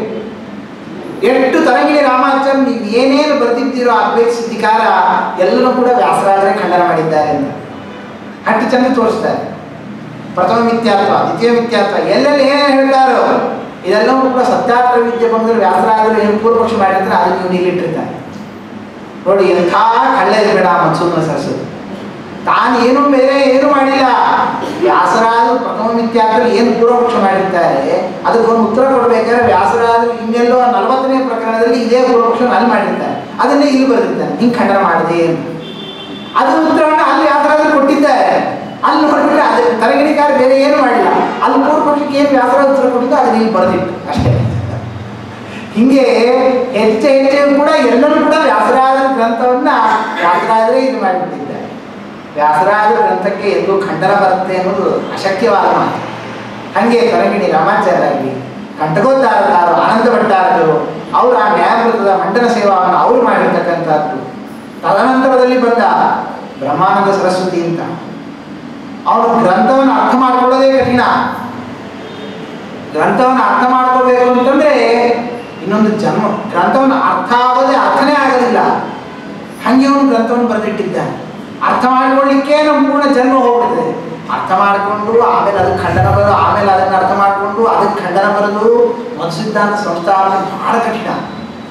ಅಂತ ಆ ಬ್ರಹ್ಮಾನಂದ ಸರಸ್ವತಿಯನ್ನು ಅದನ್ನು ಖಂಡನ ಮಾಡಿ, ಆ ಬ್ರಹ್ಮಾನಂದ ಸರಸ್ವತಿಯ ಖಂಡನ ರೂಪವಾಗಿ ವನಮಾಲಿ ಮಿಶ್ರರು ಅಂತ ಅವರು ಉತ್ತರ ದೇಶದ ವಿದ್ವಾಂಸರು, ಅವರು ತಮ್ಮ ಗ್ರಂಥದಲ್ಲಿ ಅವರು ವಿಷ್ಣುದಾಸಾಚಾರ್ಯರು ಅಂತಕ್ಕಂಥವರ ಶಿಷ್ಯರು, ಅವರು ಬಂದು ನ್ಯಾಯಮೃತ ಸೌರಭ, ನ್ಯಾಯಮೃತ ಸೌಗಂಧ್ಯ ಅನ್ನೋದರಿಂದ ಆ ವ್ಯಾಸರಾಜರ ಮಂಡನ ಸೇವಾವನ್ನು ಮಾಡಿ ಎಷ್ಟು ಚಂದ ಖಂಡನ ಮಾಡ್ತಾರೆ ಅಂತಂದ್ರೆ ಎಲ್ಲರೂ ಕೂಡ ವ್ಯಾಸರಾಜರ ವಾಕ್ಯದಲ್ಲಿ ನೀ ಖಂಡಿತರಾಗಿದ್ದೀಯ. ಹಾಗೆ ಅವರು ವನಮಾಲಿ ಮಿಶ್ರರು ಅದನ್ನು ತೋರಿಸ್ಕೊಟ್ಟಿದ್ದಾರೆ. ತದನಂತರದಲ್ಲಿ ಅವರ ಅನಂತರದಲ್ಲಿ ಮತ್ತೆ ಅದಕ್ಕೆ ಖಂಡನ ಬರೀತೀನಿ ಅಂತ ಅನಂತ ಕೃಷ್ಣಶಾಸ್ತ್ರಿ ಅಂತ ಅವನು ಬರೋಣ. ಅವನು ಸತ್ಯಜ್ಞಾನ ಕಾಲದಲ್ಲಿ ಸತ್ಯಜ್ಞಾನದಲ್ಲಿ ವಾಕ್ಯಾರ್ಥ ಮಾಡಿದವನು ಅನಂತ ಕೃಷ್ಣಶಾಸ್ತ್ರಿ. ಸಾಮಾನ್ಯ ಅಲ್ಲ, ಕಾಯ್ದಿದ್ದ. ಸತ್ಯಜ್ಞಾನರು ಯಾವಾಗ ಅವರು ಏರೋಕೊಂಡು ಬಿಟ್ಟು ವೃಂದಾವನಸ್ಥರಾಗ್ತಾರೆ ಅಂತ ಕಾಯ್ದಾ ಕೂತಿದ್ದ. ಪ್ರತಿ ಸತಿ ಸತ್ಯಜ್ಞಾನದ ನ್ಯಾಯಮೃತ ವಾಕ್ಯಾರ್ಥ ಮಾಡಿ ಪ್ರತಿ ಸತಿ ಪರಾಜಿತನಾಗಿದ್ದಾರೆ. ಸತ್ಯಜ್ಞಾನರಿಗೂ ಅರ್ಥ ಆಗಿತ್ತು, ಓಹೋ ಈ ವ್ಯಕ್ತಿ ಕಾಯ್ತಾ ಇದ್ದಾನೆ, ನಾ ಯಾವಾಗ ಹೋದೇನು, ನಾವು ಹೋಗಿ ನಾವು ನ್ಯಾಯಮೃತ ಖಂಡನ ಬರದೇ ಬರೀತಾನೆ, ಇದು ಕಟ್ಟಿಟ್ಟ ಬುದ್ಧಿ, ಇದಕ್ಕೆ ಏನಾದ್ರು ಒಂದು ಉಪಾಯ ಮಾಡಬೇಕು ಅಂತೇಳಿ ತಮ್ಮ ನೈರ ಶಿಷ್ಯ ದಿವ್ಯಾ ಶಿಷ್ಯರಾಗಿರ್ತಕ್ಕಂಥ ನಮ್ಮ ಪೂಜ್ಯ ಮಾತಾಮರಾಗಿರ್ತಕ್ಕಂಥ ಜಾಯರಾಚಾರ್ಯನಿದ್ರು, ಅವ್ರು ಏಕಾಂತರು, ಅವರು ಒಬ್ಬರಿಗೆ ಪಾಠ ಹೇಳಿದ್ರು. ದ್ವೈತದ್ಯುಮ್ನಿ ಅವರೇ ಬರ್ಕೊಂಡಿದ್ದಾರೆ ಗ್ರಂಥದಲ್ಲಿ. ಏಕಾಂತರು ಕೂಡಿಸ್ಕೊಂಡು ಅವರೊಬ್ಬರಿಗೆ ಸಂಪೂರ್ಣ ದ್ವೈತದ್ಯುಮ್ನಿ ಗ್ರಂಥವನ್ನು ಪಾಠ ಹೇಳಿ, ನಾವು ನಾಳೆ ಹಿಂಗೆ ಖಂಡನ ಬರೀತಾನೆ, ಇದಕ್ಕೆ ಇಲ್ಲಿ ಹಿಂಗಿಂಗೆ ಉತ್ತರ ಇದೆ, ಹಿಂಗೆ ಇದಕ್ಕೆ ನಾವು ಉತ್ತರ ಕೊಡ್ತಾ ಇದ್ದೆ, ಎಲ್ಲ ಇದನ್ನು ಸಿದ್ಧ ಮಾಡ್ಕೋ ಅಂತ ಅವ್ರಿಗೆ ಅದನ್ನು ತಿಳಿಸ್ಕೊಟ್ಟಿರೋಣ. ಆ ಸತ್ಯಜ್ಞಾನ ತೀರ್ಥರು 1942ನೇ ಇಸ್ವಿಯಲ್ಲಿ ಅವರು ಇಹಲೋಕದಿಂದ ಅದೃಶ್ಯರಾಗಿದ್ದಾರೆ. ಅದೇ ವರ್ಷನೇ ಖಂಡನ ಬರ್ತಾರೆ, ನ್ಯಾಯಾಮೃತ ಸೌಗಂಧ್ಯ ವಿಮರ್ಶಃ ಅನಂತ ಕೃಷ್ಣಶಾಸ್ತ್ರಿ. ನೋಡ್ರಿ ಎಷ್ಟು ಅವರು ಹೆಂಗೆ ಇಮ್ಯಾಜಿನ್ ಮಾಡಿದ್ರು, ಹಂಗೆ ಬರೆದ ಅನಂತ ಕೃಷ್ಣಶಾಸ್ತ್ರಿ. ಹಂಗೇನೆ ನಮ್ಮ ಆಚಾರ್ಯರು ಕೂಡ, ನಮ್ಮ ಜಾಯರಾಚಾರ್ಯರು ಸೌಗಂಧ್ಯ ವಿಮರ್ಶಾ ಅಂತ ಬಂದು ಕೂಡ ಅದೇ ವರ್ಷನೇ ಅದೇ ತಿಂಗಳಲ್ಲೇ ಯಾರಿಗೂ ವಿಚಾರ ಮಾಡಲಿಲ್ಲ. ಸೌಗಂಧ್ಯ ವಿಮರ್ಶಕ್ಕೆ ನ್ಯಾಯಾಮೃತ ಮಾರಣವ, ನ್ಯಾಯಾಮೃತಾರಣವ ಅಂತ ಗ್ರಂಥವನ್ನು ನಿರ್ಮಾಣ ಮಾಡಿ ಅದನ್ನ ಸಕಲ ವಿದ್ವತ್ತರ ಸಮ್ಮುಖದಲ್ಲಿ ಸತ್ಯಪ್ರಜ್ಞೆ ತೀರ್ಥ ಶ್ರೀಪಾದಂಗಳವರ ಒಂದು ಸಂಸ್ಥಾನ ಅವರ ಸಮ್ಮುಖದಲ್ಲಿ ಎಲ್ಲ ವಿದ್ವಾಂಸರ ಮಧ್ಯದಲ್ಲಿ ಆ ಗ್ರಂಥವನ್ನು ಮಂಡನ ಮಾಡಿ ಇವತ್ತಿಗೂ ಕೂಡ ಅದಕ್ಕೆ ಇನ್ನೂ ಯಾರೂ ಖಂಡನ ಬಂದಿಲ್ಲ. ಅದರ ಕಡೆ ಎಲ್ಲಿ ನಿಲ್ತೋ ವ್ಯಾಸರಾಜ ಸಿದ್ಧಾಂತನೇ ಸಿದ್ಧಾಂತ. ಅಲ್ಲಿಗೆ ಒಂದು ವ್ಯಾಸರಾಜ ಸೇವಾ ಎಂಬತಕ್ಕಂಥದ್ದು ಹಿಂಗೆ ಚಂದ್ರಿಕಾ ಮೇಲು ಸತ್ವರಿ ಚಂದ್ರಿಕಾ ಅಂತ ವ್ಯಾಸರಾಜ ನಿರ್ಮಾಣ ಮಾಡಿದಾಗ ಅದಕ್ಕೆ ಮತ್ತೆ ಖಂಡನ ಎಂಬತಕ್ಕಂಥದ್ದು ಬಂತು. ರಾಮಸೂಪ ಶಾಸ್ತ್ರಿ ಚಂದ್ರಿಕಾ ಖಂಡನ ಮತ್ತು ಬರಿತೀನಿ ಅಂತ ಮಾತೃಚಂದ್ರಿಕಾ ಖಂಡನ ಮತ್ತು ಖಂಡನಾವಾಸ ಬರೆದಾಗ ಸತ್ಯಜ್ಞಾನತೀರ್ಥ ಶ್ರೀಪಾದರು ಪೂಜಾ ಮಾಡ್ತಾ ಕೂತಿದ್ದಾರೆ. ತಿರುಚಾನೂರು ಸಭಾದಲ್ಲಿ ತಿರುಪತಿಯಲ್ಲಿ ಪೂಜಾ ಮಾಡ್ತಾ ಕೂತಿದ್ದಾಗ ಒಂದು ಪೋಸ್ಟ್, ರಿಜಿಸ್ಟರ್ ಪೋಸ್ಟ್, ಸ್ವಾಮಿಗಳೇ ಸೈನ್ ಹಾಕಿ ಹೋಗ್ಬೇಕು ಅಂತ ಸ್ವಾಮಿಗಳಿಗೆ ಬಂದಿದೆ. ಸ್ವಾಮಿಗಳು ದೇವರು ಪೂಜಾ ಕೂತಿದ್ದಾರೆ, ರಾಮದೇವ್ರ ಪೂಜಾ ಕೂತಾಗ ಏನದು ಗಲಾಟೆ ಏನಿಲ್ಲ ಏನದು ಅಂತಂದು ಹಿಂಗೆ ರಾಮಸೂಪ ಶಾಸ್ತ್ರಿ ಬರೆದಿದ್ದಾನೆ ಮಾತು ಚಂದ್ರಿಕಾ ಖಂಡನ ಅಂತ. ಪೂಜಾ ಮಾಡ್ತಿದ್ದವ್ರು ಪೂಜಾದಿಂದ ಹಿಂದೆ ಸರಿದ್ಬಿಟ್ರು. ನಮ್ಮ ಸ್ವಾಮಿಗಳಿಗೆ ಮೈಲಿಗೆ ಅಂದರೆ ಬೇರೆ ಏನಿಲ್ಲ, ಇದೇ ಮೈಲಿಗೆ ನಮ್ಗೆ ಬೇರೆ ಯಾವ ಮೈಲಿ ಇಲ್ಲ. ಸೀದಾ ಒಳಗೆ ಹೋಗ್ಬಿಟ್ರು, ತಮ್ಮ ಕೋಲಿನ ಬಾಗಿಲು ಹಾಕೊಂಡ್ರು. 3-4 ತಾಸು ಹೊರಗೆ ಬರಲಿಲ್ಲ. ತತ್ಕಾಲ 4 ತಾಸು ಆಯಿತು, ಎಲ್ಲ ಮುಗೀತು. ಆಮೇಲೆ ರಾಮದೇವ್ರ ಪೂಜೆ ಆಯಿತು. ಸಾಯಂಕಾಲ ವಿದ್ಯುತ್ ಸಭಾ ಮಾಡಿದ್ರು. ರಾಮಸೂಪ ಶಾಸ್ತ್ರಿ ಹೇಳಿ ಕಳಿಸಿದ್ರು, ನಿನ್ನ ಸಭಾ ಬರಬೇಕಂತೆ, ನಿನ್ನ ಚಂದ್ರಿಕಾ ಹಿಂಗೆ ಖಂಡನ ಬರೆದಿದ್ದಾರೆ, ನಿನ್ಗೆ ಏನು ಖಂಡನಾಭಾಸ ಏನು ಬರೆದಿಲ್ಲ, ಚಂದ್ರಿಕಾ ಮಂಡನಂ. ಹಿಂಗೆ ತತ್ಕಾಲದಲ್ಲಿ ಅದು ಗ್ರಂಥವನ್ನು ನಿರ್ಮಾಣ ಮಾಡಿಕೊಟ್ರು. ಯಾರು?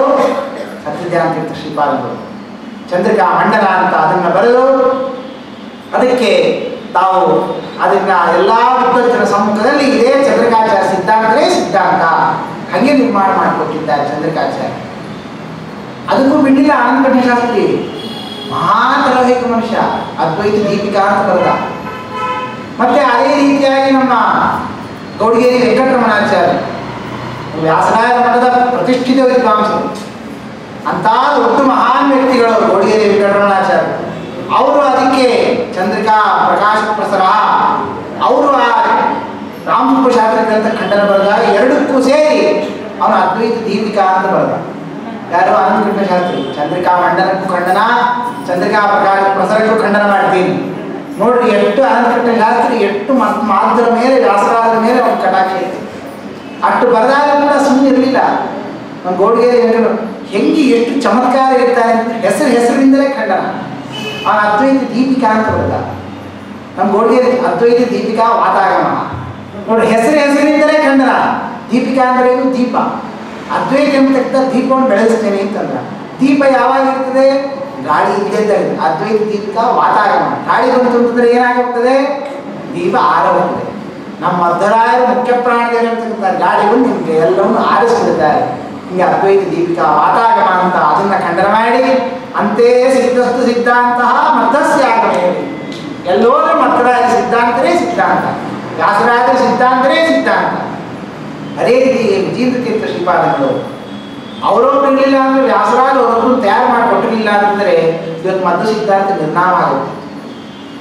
ಎಷ್ಟು ಪರವಾದರ ಆಕ್ಷೇಪ. ವಿಜೇಂದ್ರ ವ್ಯಾಸರಾಜ ಇವರಿಬ್ಬರೇ ಮೀಮಾಂಸಾ ಗ್ರಂಥದಿಂದ ಮಧ್ಯ ಸಿದ್ಧಾಂತದ ಮೇಲೆ ಪರವಾದರು ಪ್ರಹಾರ ಮಾಡಲಿಕ್ಕೆ ಬಂದಾಗ ಇವರಿಬ್ಬರೇ ಉತ್ತರ ಕೊಟ್ಟಿದ್ದು. ಮೀಮಾಂಸಾ ಸೂತ್ರಕ್ಕೇನೆ ಹೊಸ ಅರ್ಥ. ಮೀಮಾಂಸಕರು ಹೇಳ್ತಾರೆ ನಮಗೆ ಜೈಮಿನ್ಯಾಚಾರ್ಯರು ಮುಖ್ಯ. ಜೈಮಿನ್ಯಾಚಾರ್ಯ ಮತವನ್ನು ನಾವು ಸ್ವೀಕಾರ ಮಾಡ್ತೇವೆ. ಆದರೆ ಜೈಮಿನಿ ಸೂತ್ರಕ್ಕೆ ಏನು ಶಬರಸ್ವಾಮಿ, ಕುಮಾರಲ ಭಟ್ಟ ಇವರೆಲ್ಲ ವ್ಯಾಖ್ಯಾನವನ್ನು ಏನು ಮಾಡಿದ್ದಾರೆ ಅದನ್ನು ನಾವು ಒಪ್ಪೋದಿಲ್ಲ. ನಮ್ಮ ಪ್ರಮಾಣಗಳೇನು ಹೇಳ್ತಾವೆ? ಉಪಕ್ರಮ ಉಪಸಂಹಾರಶ್ಚ ಅಭ್ಯಾಸ ಅಪೂರ್ವತಾಪರ. ಉಪಕ್ರಮಕ್ಕಿಂತ ಉಪಸಂಹಾರಕ್ಕೆ ಪ್ರಾಬಲ್ಯ ಅಂತ ಹೇಳ್ತಾರೆ. ಶ್ರೀಮದಾಚಾರ್ಯರು ತರ್ಕ ಅನುವ್ಯಾಖ್ಯಾನದಲ್ಲಿ ತಮ್ಮ ಒಂದು ಬ್ರಹ್ಮತರ್ಕ ವಚನವನ್ನು ಬ್ರಹ್ಮತರ್ಕ ಪ್ರಮಾಣಗಳಲ್ಲಿ ಹಿಂಗೆ ಹೇಳಿದ್ದಾರೆ. ಇನ್ನು ಪೂರ್ವಮೀಮಾಂಸಕರು ಉಪಕ್ರಮಕ್ಕೆ ಪ್ರಾಬಲ್ಯ ಅಂತ ಹೇಳ್ತಾರೆ. ವ್ಯಾಸರಾಜ ತರ್ಕತಾಂಡವ ಗ್ರಂಥದಲ್ಲಿ ಉಪಕ್ರಮ ಪ್ರಾಬಲ್ಯ ಭಂಗ, ಅದಕ್ಕೆ ಅಂದರೆ ಒಂದು ಪ್ರಕರಣವನ್ನು ಇಟ್ಟು ಅದನ್ನು ಖಂಡನ ಮಾಡಾಗ್ತದೆ. ಅದಕ್ಕೆ ಅಪ್ಪೈ ದೀಕ್ಷಿತ ಉಪಕ್ರಮ ಪರಾಕ್ರಮ ನೋಡ್ರಿ ಹಿಂಗೆ ಗ್ರಂಥ ಬರೆದಿದ್ದಾರೆ.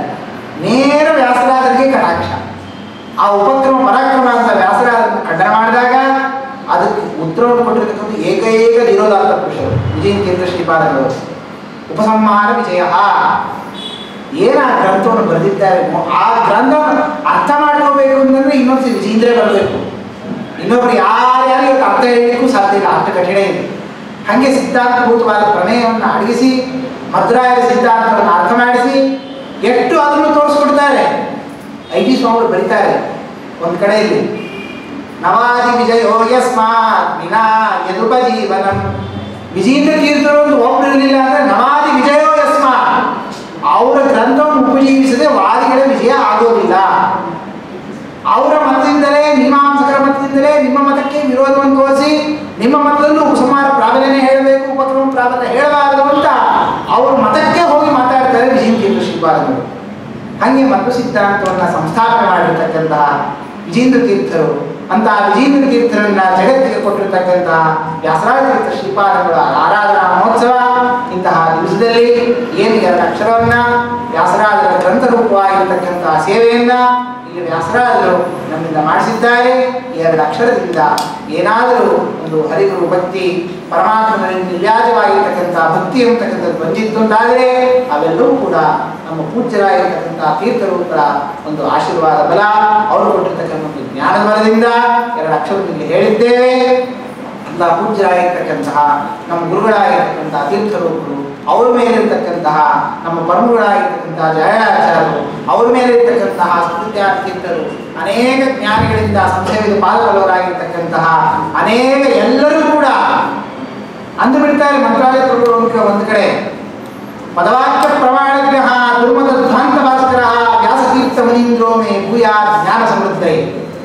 ಪದವಾಕ್ಯ ಪ್ರಮಾಣಜ್ಞರು ಅಂತ ವ್ಯಾಸರಾಜ ಒಬ್ಬರಿಲ್ಲ ಅಂದರೆ ಯಾವುದೂ ಆಗೋದಿಲ್ಲ ಅಂತ ವ್ಯಾಸರಾಜ ತೀರ್ಥ ಶ್ರೀಪಾದಗಳವರು, ಅವರ ಮೇಲಿರ್ತಕ್ಕಂತಹ ಅವರ ಋತುಮನ ಮಧ್ಯನಿವಾಸಗಳಾಗಿರ್ತಕ್ಕಂತಹ ಸರ್ವನಿಕಲ್ಪ ಟೀಕಾಕಾರ ಅಂತ ಟೀಕಾಕೃತ್ಪಾದರ ಮಧ್ಯನಿವಾಸಗಳಾಗಿರ್ತಕ್ಕಂತಹ ಏನು ಮಧ್ವಾಕರಾಗಿರ್ತಕ್ಕಂತಹ ಮುಖ್ಯ ಪ್ರಾಣದೇವರು, ಅವರ ಹೃದಯ ಕಮಲದಲ್ಲಿ ಸದಾ ವಾಸನಾಗಿರ್ತಕ್ಕಂತಹ ಅವನೇ ನಮ್ಮ ಕುಲದೇವತಾ ಲಕ್ಷ್ಮೀ ವೆಂಕಟೇಶ್ವರ, ಅವನೇ ಲಕ್ಷ್ಮೀ ನರಸಿಂಹ, ತದಭಿನ್ನಾಗಿರ್ತಕ್ಕಂತಹ ರಾಮಕೃಷ್ಣ ಹೈಗ್ರೀವಾದ್ಯ ರಾಮಕೃಷ್ಣ ವೇದವ್ಯಾಸ ಅನಂತ ರೂಪಾತ್ಮನಾಗಿರ್ತಕ್ಕಂತಹ ಲಕ್ಷ್ಮೀ ಹೈಗ್ರದೇವರು, ಅವನ ಪಾದಾರದಲ್ಲಿ ಅವನೇ ಮೂಲಗೋಪಾಲಕೃಷ್ಣ, ಅವನ ಪಾದಾರದ ಲಕ್ಷ್ಮವನ್ನು ಸನ್ಮಾನ ಮಾಡಿದ್ದೇವೆ. ಶ್ರೀಕೃಷ್ಣ ನಮಸ್ತು. ಹರೇ ನಮಃ. ವ್ಯಾಸರಾಜ ಪ್ರಸಾದ ಭೂಗುಣ 484ನೇ ಆರಾಧನಾ ಕಾರ್ಯಕ್ರಮ ನಮ್ಮ ಮಾತು ಸಂಘದಲ್ಲಿ 5 ದಿವಸದ ನಡೀತಾ ಇತ್ತು. ಇವತ್ತು ತೀರ್ಥರು ಹೇಳ್ತಾ ಇದ್ದಾರೆ, ಬಾಳಗಾರಾಚಾರ್ಯರಿಗೆ ವ್ಯಾಸರಾಜರದ ವಿಷಯ ಕೇಳಿದ್ರೆ ನಿಮಗೆಲ್ಲ ಮುಕ್ತಿ ಸಿಗಬೇಕು. ಬಾಳಗಾರಾಚಾರ್ಯ ಬಂದು ಬಾಳಗಾಚಾರ್ಯ ಮಗ ಆಯಿತು. ಈಗ ಪಂಡಿತ, ನಾನು ಪಂಡಿತರು ಅಂತ ಹೇಳ್ತಾರೆ, ಎಲ್ಲರೂ ಋಷಿಗಳು ಅಂತ ಹೇಳ್ತಾರೆ. ಅವ್ರನ್ನ ಸುಮಾರು 25-30 ವರ್ಷದಿಂದ ಬಹಳ ಮಧ್ಯಮತವನ್ನು ಒಳಗೆ ನಿಂತ್ಕೊಂಡು ಮಾಡ್ತಾ ಇದ್ದಾರೆ. ಹುಡುಗರಿಗೆ, ಯಂಗ್ಸ್ಟರ್ಸ್ಗೆ ಭಾಳ ಬ್ಯಾಡ್ ಟೀಚಿಂಗ್ ಮಾಡ್ತಾ ಇದ್ದಾರೆ. ಅದು ಗೊತ್ತು, ಯಾರು ಆಚಾರ ಗೊತ್ತಿರ್ಬೋದು. ಶ್ರೀಮನ್ಮತ್ವದೇ ಹರಿಪ್ರತರ ಅನ್ನೋದು ಫಸ್ಟ್ ಆಫ್ ಆಲ್ ವ್ಯಾಸರಾಜರು ಬರ್ತಿದ್ದಿಲ್ಲ ಅಂತ ಹೇಳ್ತಾರೆ ನಮ್ಮ. ಯಾಕೆ ಅಂದರೆ ಇಲ್ಲಿ ಬರೀ ಮಧ್ಯವದೇ ಹರಿಪ್ರತರ ಅಂತಿದೆ ಅಂತ ಇದೆಯಾ ಹೊರತಾಗಿ ಹರಿಪ್ರತರ ಇದೆ ವೈಜೀವತ್ವ ಹೇಳ್ತಾ ಇಲ್ಲ ಅವರು ಅಂತಂದ ಫಸ್ಟ್ ಆಯಿತು. ಅದಕ್ಕೆ ಭಂಡಾರಕರ ಸ್ವಾಮಿಗಳು ವಿದ್ಯಾಮಾನ ಉತ್ತರ ಈಗಲ್ಲಪ್ಪ ಈಗ ಹರಿಪ್ರತರ ಆದರೆ ವಾಯುದೇವರು ಜೀವಂತ ಆಯಿತು ಅಂತ. ಅದಕ್ಕೆ ನನ್ನಷ್ಟು ಸಂಸ್ಕೃತ ಪಂಡಿತರಲ್ಲ ವ್ಯಾಸರಾಜರು. ಆತ ಹೇಳೋದು ಸಭೆಯೊಳಗೆ ಹೇಳಿದ್ದಾನೆ, ಟೀಕಾಚಾರ್ಯಸಿಂದ ನನ್ನಷ್ಟು ಸಂಸ್ಕೃತ ಪಂಡಿತರಲ್ಲ, ಸುಧಾ ಓದಬೇಡಿ ಅಂತ ಹೇಳಿಸ್ತಾರೆ. ಅದಕ್ಕೋಸ್ಕರವಾಗಿ ನಾವುಗಳು ಪಂಡಿತರುಗಳು, ಬಾಳಗಾರಾಚಾರ್ಯರು ಇಡೀ ವಿಶ್ವಕ್ಕೆ ಹೋಗಿ ಉದ್ಧಾರ ಮಾಡಬೇಕು, ಜನಗಳಿಗೆ ಹೇಳಬೇಕು, ಖಂಡಿಸಬೇಕಿದೆ. ಸುಮ್ಮನೆ ಬಾಯಿನ ಹೇಳಿದ್ರು